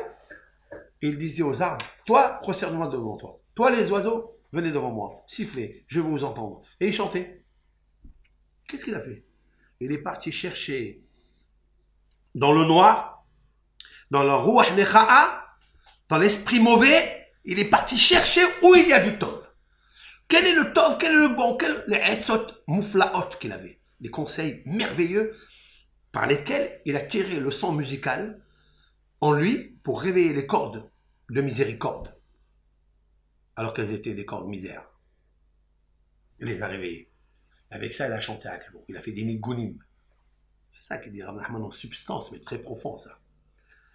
Et c'est ça, Ve'aklal, qui nigina digdusha et gavoa, mais od kayadoua. Il le dit, parce qu'il faut que tu crées une musique sainte, c'est-à-dire de simha. La sainteté ici, c'est la simha. Parce que la sainteté, c'est quoi? C'est d'évacuer le rat et d'augmenter le tov. Il dit que la negina digdusha, la musique de l'akdusha seulement, pour ça que le Baal Shem Tov, dans le peuple d'Israël, il n'a pas manqué des poètes. Le Ben Ezra, Rabbi Yehuda Halevi, Eben Gabirol, tout le livre de Kippour est constitué de poésie, de musique extraordinaire, avec des mots choisis de Kdusha, les Cha'elit, les Choukati, qu'on lit le soir de Kippour, avant qu'on l'hydrait, qui nous font rentrer dans un monde que Tichle Shana avec Kilotea, qu'on abandonne l'année mauvaise avec ses malédictions, mais Tahel Shana ou Berchotea, c'est-à-dire on essaie de renouveler en nous, dans nos cordes de l'âme, la musique qui nous relie au son Gavoa de la Kdusha, et ce son Gavoa, il est tellement haut qu'il te tire de la Toum'a, du labyrinthe de la Hatzvut. Comment on fait ça? En allant chercher les points positifs que nous avons en nous. Et nous avons, Baruch Hashem, qui est Negina Dikdusha hi Gavoa me'od kayadoua. Ve'ikar hanigun, il dit, est l'essentiel de la musique. Alors il dit, bon, très bien, on va faire la musique, mais il y a des fois, tu écoutes une musique, ça ne te dit rien du tout. C'est vrai? Il y a des musiques qui te disent quelque chose, il y a des musiques qui te disent rien du tout. Moi, par exemple, la musique qui me réveille, c'est la musique que j'ai entendue au Maroc. De Samil Maghribi ou de je ne sais quel chanteur. Ces chansons-là, ça me rappelle le souvenir quand j'étais jeune, encore adolescent, sans faute, sans péché.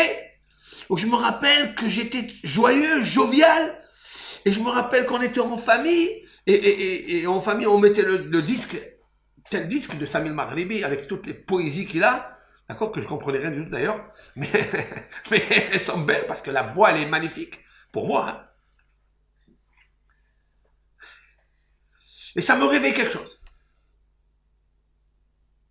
Après, il y a d'autres chansons, mais je ne veux pas parler ici, j'aime pas parler de moi. D'accord? Après, il y a d'autres que j'aime. Et ça me réveille. Et ça fait quoi ça? Il dit la Kedusha, tu peux l'avoir, donc la Simha, hein. Ça veut dire celle qui va te donner la force pour éclairer l'obscurité qui est en toi et te juger avec bienveillance. Te faire sortir du kafhova que tu as, c'est-à-dire kafhova, c'est-à-dire le plateau de condamnation que tu as sur toi. Tu as donné un verdict sur toi, finish. Tu peux plus, quoi. Il n'y a pas que tu peux plus. Ça n'existe pas que tu peux plus. Tu peux encore. Va chercher les bons côtés, va chercher les bons souvenirs, va chercher le visage de ta mère, de ton père. Regarde-le. Souviens-toi, ici, dans le cerveau, il y a 16 points dans le cerveau. Il y a le point du souvenir. D'accord? Essaye de te rappeler, essaye d'augmenter la flamme du souvenir pour t'éclairer le labyrinthe du présent. Allez, des birul hatom. Et comment on fait ça? C'est qu'il faut que tu tries le meilleur qui est en toi, hein, du mauvais qui est en toi. Même si le mauvais, il est majoritaire, mais le bon, le positif, il est minoritaire, c'est pas grave. Comme a dit le Havot al-Vavot, le devoir des cœurs, Rabbi Behaim Ben Pekouda, dans son livre merveilleux, lumineux, le devoir des cœurs, Uma'at ha'or dohe harbe hosher. Ah, je parle ici il y a 950 années. Et un peu de lumière repousse beaucoup d'obscurité. Un peu de Hashmonaïm, un peu, 13 personnes. Hashmonaïm, ils ont combattu toute l'armée grecque. Pourquoi? Parce que ceux-là, ils étaient tov. Un peu de tov, un peu de lumière, mais concentrée, réelle, véridique, Emouna, Bachem, tu t'attaches à la Emouna, même si tu as très peu. Mais il est bon, il est clair, il est barou, ça veut dire que tu l'as trié. Il n'y a plus de parasites, il n'y a plus d'impureté. Dans ce bon, tu le regardes comme ça avec tes yeux, tu te rappelles, tu dis, tiens, ça te réveille. La simha. Et cette simha-là, elle repousse, puisqu'on trie les points positifs que tu as et on les sort, parce qu'il faut les sortir du mal. Tant qu'ils sont dedans, ils sont noyés. Il faut les sortir de là-bas. Tu arrives à les sortir, tu arrives à ce qu'il a dit, nigun di kedusha, c'est-à-dire la musique de la kedusha, tu fais trier ça à l'extérieur du ruach necha'a, c'est-à-dire de l'esprit d'angoisse et de dépression. Tu le fais sortir complètement. Ne prends pas avec toi l'angoisse. Allez des et c'est menatouma. Avec ça, il sort de l'impureté. On a cet exemple dans la Nida, dans les Kach Hazé Avot, le chien se rappelle souvent des bonnes actions de Avot. Après, on dit Magan, c'est justement ce souvenir-là des bonnes actions, c'est notre bouclier. Très très bien. Ça peut être une des interprétations, une des kavanotes qu'on doit avoir, que dans la Hamida, on veut demander des choses à Akadosh Baruch Hu, et des fois on n'est pas sur la même longueur d'onde avec la nourrice, avec notre Torah. Nous sommes dans un monde difficile, il faut l'avouer. C'est au contraire. Et donc tu dis, nos sages, dans la prière, ils ont marqué Zocher Hasde Avot, il se souvient à Kadosh Baruch Hu des biens, c'est-à-dire des Hassadim. Quels Hassadim ils ont fait les patriarches? Ben, ils ont mis de l'amour. Voilà, ils ont mis de l'amour dans le monde. Ils ont essayé de regarder même les Rechaim, leur bon côté, pour les ramener à toi, Hachem, parce qu'ils sont tes créatures. C'est vrai. Mais c'est ce qu'il a dit d'ailleurs Moshe Rabbeinu. Bravo. Et Moshe Rabbeinu, il a dit quand ils ont fait le Hegel, quand le peuple d'Israël a fait le veau d'or, c'est fini. Là-bas, l'Éternel avait décrété un verdict clair. Achale otam keraga, laisse-moi tranquille, je vais les anéantir en une seconde. Et c'est fini. C'est le verdict. Qu'est-ce qu'il a fait, Moshe Rabbeinu? Zechor le Avraham, le Yitzhak, le Yaakov, avadecha. Moshe Rabbeinu, il a trouvé l'astuce de Rav Nachman de Breslev. Elle est dedans.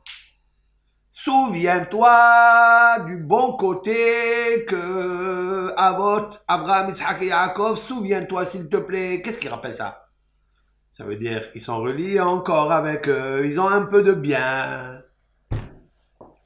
C'est ça l'idée de Hida. Bravo. L'idée de Hida, de revoir sa mère, le visage de sa mère, ça veut dire quoi? Elle t'a fait du bien. Elle t'aime. Il y a de l'amour. Elle t'a donné de l'amour. Wow, combien il faut travailler sur ça. Regardez, on a le cœur fermé, bouché, malheureusement, on a le cœur fermé.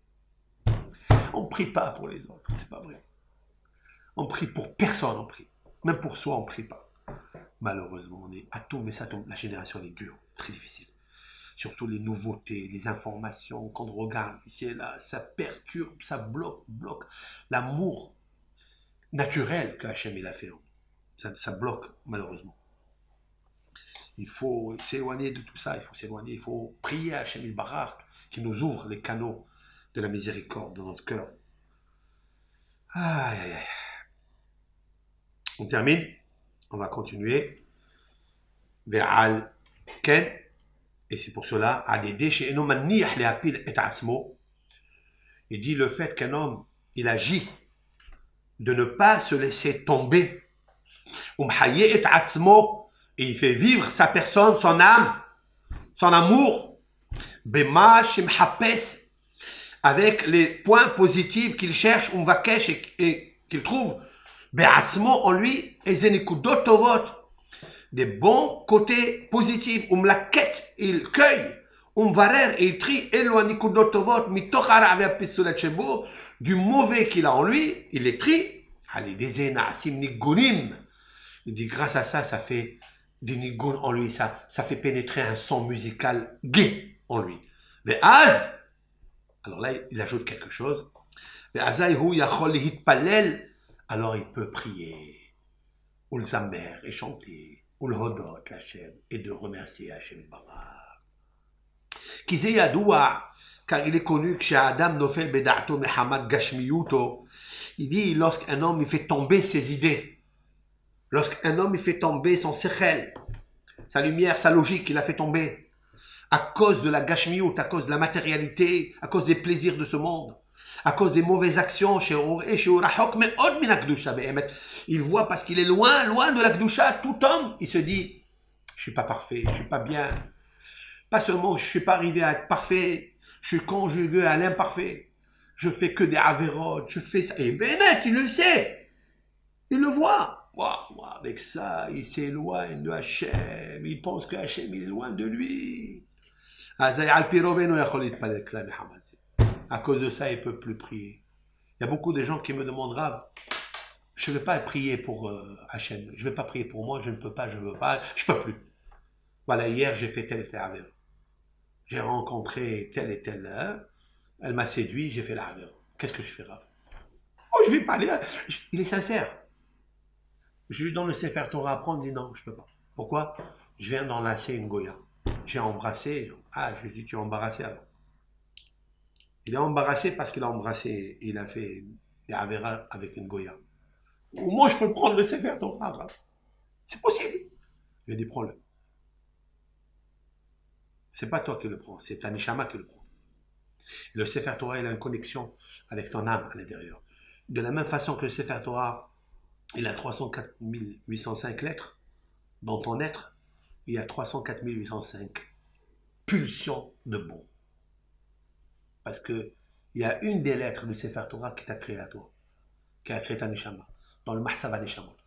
Prends le contact. Comme des fois, un portable, il s'éteint. Comment on le ravive? Il est éteint, Shafhalo. Comment on le ravive? Avec un autre. Et pourtant, il lui dit, mais moi, je suis angoissé, je suis noir. Comment tu vas m'éclairer? Prends-le, branche-le. Oh, la lumière, elle s'allume. Bidiouk, auto d'abord. L'exemple, il est là. Maintenant, c'est vrai. Tu vois que tu es émec, ne regarde pas avec le regard du jugement. Il y a toujours un Yitzhak. Hein? Yitzhak, rappelez-vous. Yitzhak. Même si la main elle est faible, la main gauche, c'est la faiblesse, mais il y a le pied gauche. C'est qui le pied gauche? Aaron. Aaron, c'est Shalom. Il y a encore le Shalom. Tu es encore sadique. T'inquiète pas. Vas-y. Fais. Mais fais tchouva. Bien sûr. Ça va t'amener à faire teshuva. Mais sans teshuva, ça ne marchera pas. Ça, c'est sûr. Ah oui, c'est pas des cadeaux qu'on est en train de faire. On est en train de t'aider à te donner des haitzot mouflaot. On te donne des conseils merveilleux, mais c'est à toi de jouer. Ne reste pas dans le boot. Ne reste pas dans la boue. Même si tu es arrivé à bout. Et tu t'appelles Monsieur Abou. Alors il dit maintenant, il dit pas du tout. Va chercher le bon côté qui est en toi. Même si tu as fait des avérotes et à cause de ça tu peux plus prier, tu le sais. Voilà, je vous ai dit ça. Il ne peut pas ouvrir sa bouche. Mais Hamad Godel Atzvut à cause de la pesanteur, de la dépression et du souci qu'il a, qu'il est noir. Le fait de voir qu'il est loin de Hachem. Hachem le gentil, Hachem le bon, la nourrice. Hein? Il dit, c'est pas grave. Il dit, tu continues, même si tu sais que tout ça, j'ai perdu la feuille, c'est pas grave.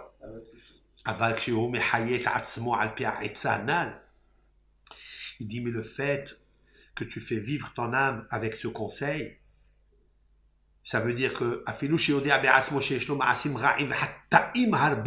même que tu es un fauteur et ta neshama pour toi, pour ton analyse, pour ta conscience, elle est noire, elle est obscure. Et donc comment je peux parler avec Hachem? Mais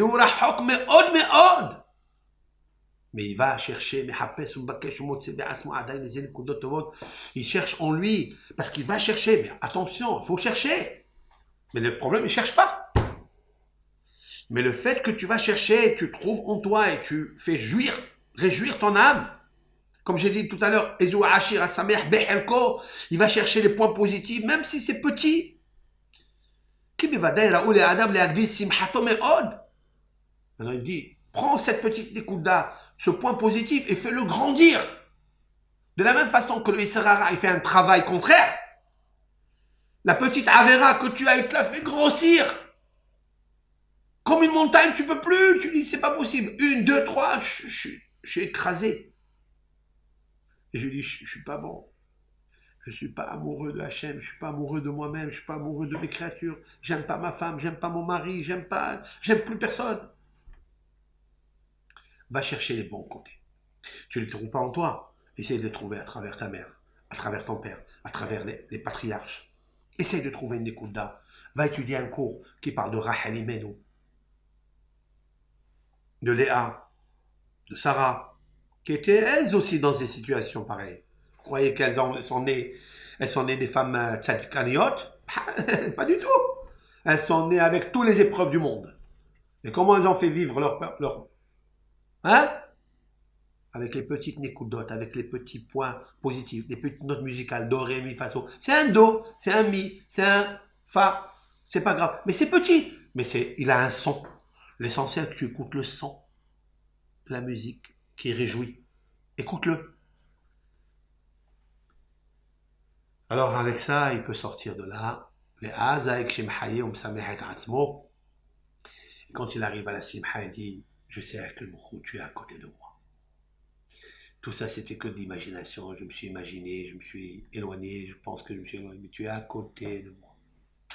Et bien sûr, d'où il tire tout ça? Alors il dit comme ça. Dans le Tehillim Kof Memvav, dans le Tehillim 146, très bien, c'est Kamou. Kamou, c'est quoi Kamou? Kof Memvav. Kamou, ça veut dire Koum, lève-toi. Tu veux te relever? Lis ce psaume. Kamou, Kamou, lève-toi. Qu'est-ce qui est marqué là-bas dans ce psaume? Azamera lelokai be'odi.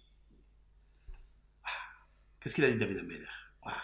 Quand David Ameler se trouvait dans tout ce que je viens de dire, dans le noir, miskin, il remplissait ses couches de larmes. Donc comme lui, il n'y en a pas. Hein? Mes frères, ils m'ont abandonné.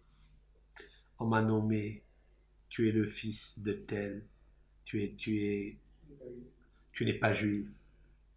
il a entendu de ces choses malheureuses, qui l'ont stressé, qui l'ont abîmé, qui l'ont réduit, qui l'ont bousillé. Qu'est-ce qu'il faisait David Amelech? Azamera l'Elohai be'odi, ya'irav ala sihi, anochi esmach badonai. Tamu hataim min haaretz u'sha'im od enam. J'explique en français. Je vais chanter à Hachem Barach, be'odi, tant que je suis vivant. Azamera l'Elohai be'odi, il y a le mot Zemer, la note musicale, l'Hachem, Hachem be'odi. Be'odi, ça veut dire tant que je suis vivant. Ya'irav ala sihi, Ya'irav, que sihi, c'est ma parole, ma prière, soit agréable aux yeux d'Hachem. Hein? Anochi, moi, esmach badonai, je suis content en Hachem, je suis attaché et amoureux et content par le biais de la nourrice, Hachem. Tamu hataim min haaretz, pas hotim, que les fauteurs soient exterminés, pas les fauteurs, hataim, les fautes, soient exterminés. Pourquoi pas les fauteurs? Parce qu'il n'y en a plus. Pourquoi il n'y en a plus? Parce que j'ai jugé avec bienveillance. Comment j'ai jugé les autres avec bienveillance? Parce que Azamera l'Elokai be'odi. Parce que moi j'ai chanté be'odi et le Rav. Be'odi, l'explication elle est be'odi, ça veut dire tant que je suis vivant. Ah, c'est aussi une idée extraordinaire, géniale. Tant que tu es vivant, la vie n'a pas de prix. Mais le Rav dit be'odi, daika, hayinu alede behinat ha'od sheli. Be'odi, lorsque j'ai encore od, ça veut dire un petit peu en moi. Un peu de bon positif en moi. Hein? C'est le od me'at. Bravo. Chez Ani Motse Be'atzmi, le petit point positif que je trouve en moi, Behinat od me'at ve'en racha. Alédé otanikuda, par ce petit point positif. Alédé oucha les amers. Je peux monter, faire tchouva, et monter, chanter, et louer Hachem Itbarach. Alors il dit, et c'est ça qui est marqué Azamera, Daika, ça veut dire exprès. Zemirot venigonim shinahasem aledim. Comment je fais les musiques? Hein? Par le fait que je trie le mal, le bon, ne cherche pas le mal il est majoritaire. Tu as fait des avérotes, tu t'es descendu, Béastara, tu es dans le fond du bon cœur, fond. Mais dans ton toi, en fond de toi, il y a, dans ton intériorité, dans le fond intérieur en toi, il y a quelque chose. Prends ça là, fais-la monter à la tête et chante avec.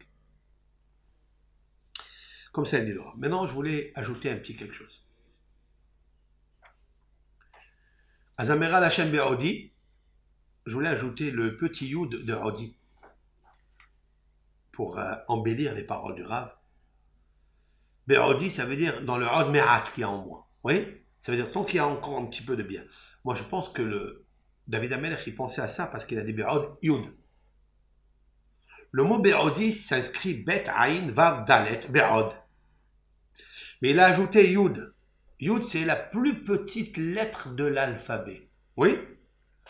Cela veut dire que David Amelech, il a voulu dire Be'od Yud, même s'il y a une petite point positive. Le petit Yud, c'est pas le Lamed, j'ai pas le grand. J'ai pas le Tav, j'ai pas le Resh, j'ai pas les grandes lettres. J'ai la plus petite lettre en moi. Tu vois? Be'od Yud. Tant qu'il y a encore le Yud en moi, le petit, même s'il est infime, petit, infiniment petit, tu vas te lever pour servir l'infiniment grand. Aussi, la rachetée de la c'est Avel. Pour combattre le Avel, on a dit tout à l'heure le deuil, la très bien. Éphémérode. Je répète, en haute voix. Azamera l'Elokai Be'odi, les initiales c'est Aleph, la Medbet. Donc ça forme le mot Avel. Avel, ça veut dire en deuil.